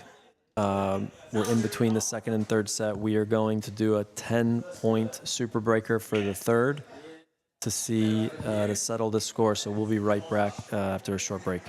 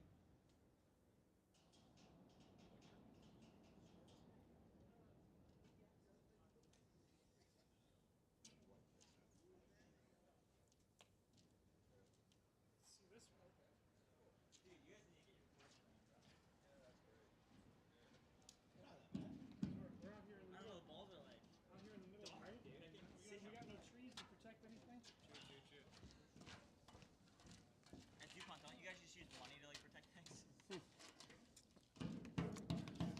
Interesting.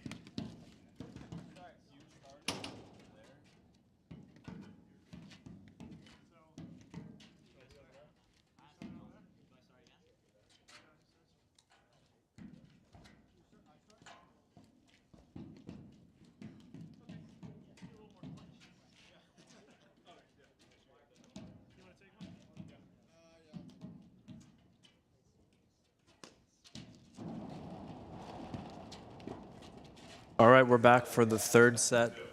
10-point super breaker. Ethan Leone to serve. 0-0.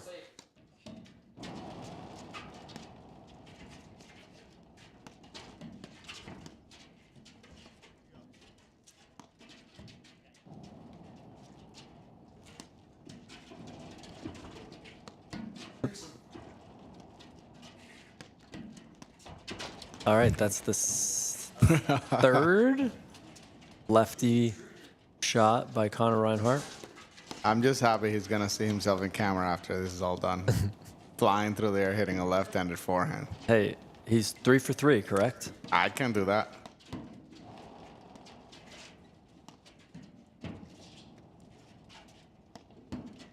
This is going to be a lot of fun.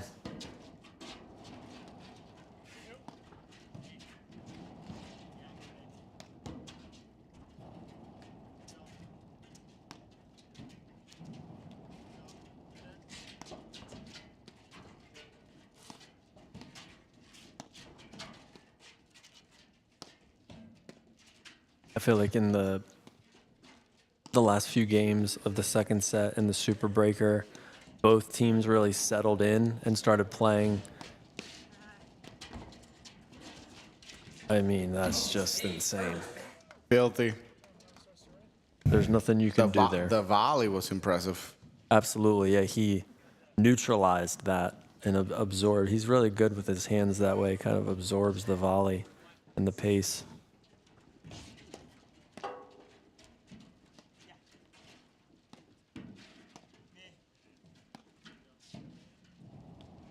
All right, 1-0. Moyo Reinhardt.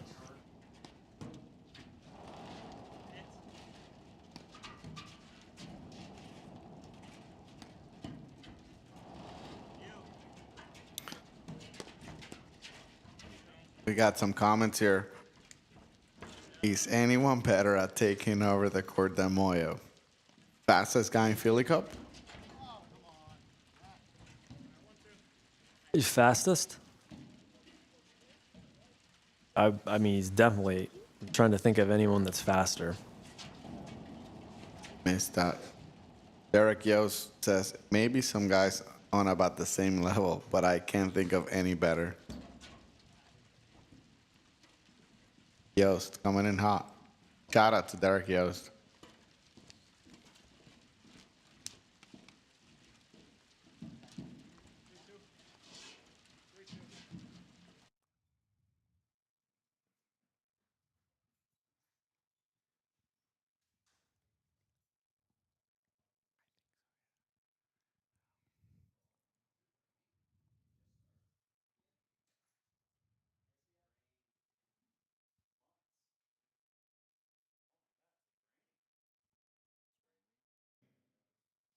Training.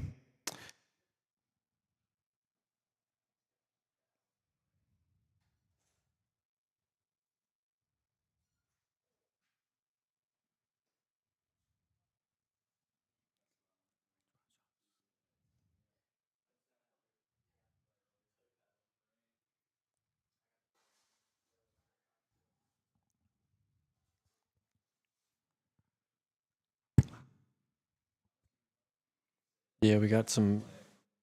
We took the audio off the court because we have some rain coming down. Actually, pretty significant. Kind of a random. Be interested to see if it affects this at the end. Yeah, we lost track of the score just a little bit.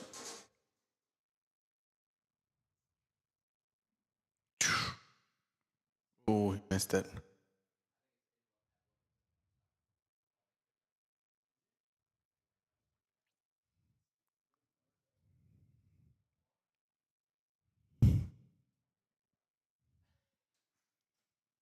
All right, Matt Moyo to serve. We'll get an update on the score in a second here. Ooh. Good try. He's trying to put pressure on the net play. To your point, I wonder how much the rain has affected sort of the style of play here. I think it's 5-all.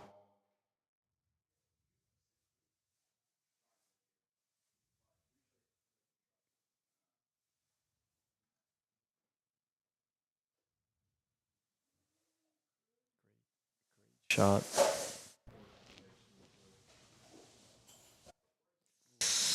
Wow. 2 rackets better than none.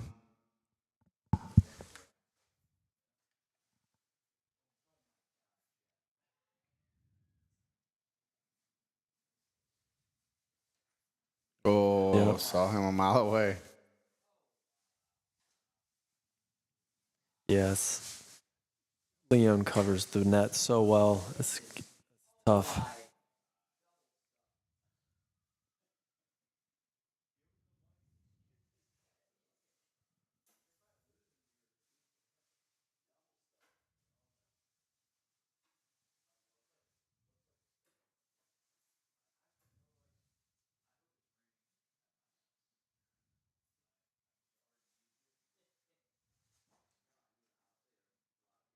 Kind of tough conditions right now, deep in the third set super breaker.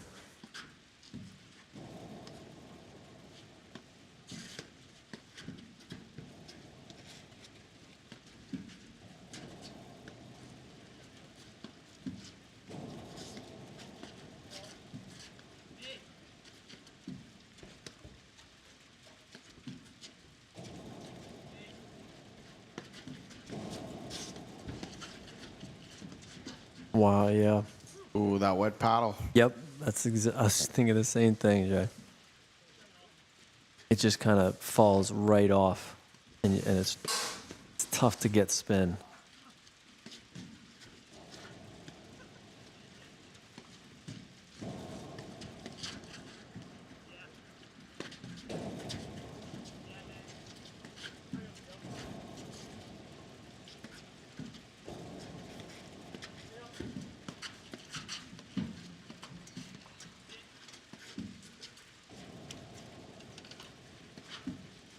I don't know if we were expecting this, Jay. This, I think either Leon has ever played in the rain. great question.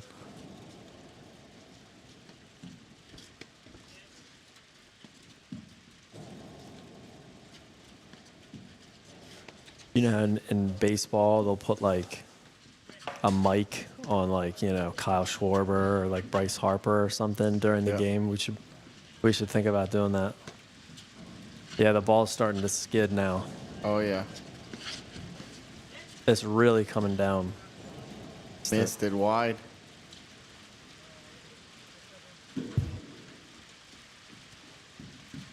I thought I might have heard 8-7 here.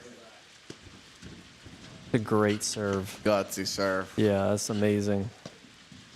Oh, yeah. Yep. Wow. It is.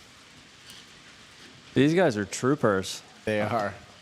That's a crazy good serve. That is game, set, match. Team Delaware. 10-7 in the super breaker to Leona Wiedemann. Jay, two quick things before we sign off. Quick summary thoughts of the match. Awesome match. Chaos. That's all I can say. Just chaos. It was fun, though. Yeah, both teams played amazing. I know they're running off the court now to get out of the rain. We had a ton of fun hosting here. We want to thank the second event, Philly Cup, presented by Xenon. And big shout out to Dupont Country Club. Really appreciate you having us. Jeff Wiedemann did a fantastic job with the Dupont team. We're grateful to be here. We will be live for event number 3 at Overbrook Golf Club on Tuesdays, December 10th. Same format. We're really excited. We're going to have as many courts as we can. I think we'll have a lot of people out for that one. Overbrook has a great community, and yeah, we're excited for event number 3, December 10th at Overbrook Golf Club. Jay, this was a lot of fun, man. Really appreciate it. Looking forward to the next one. Definitely, and appreciate everyone coming in and hanging out with us, and look forward to the next event. Hope everyone has a good rest couple weeks. Thanks.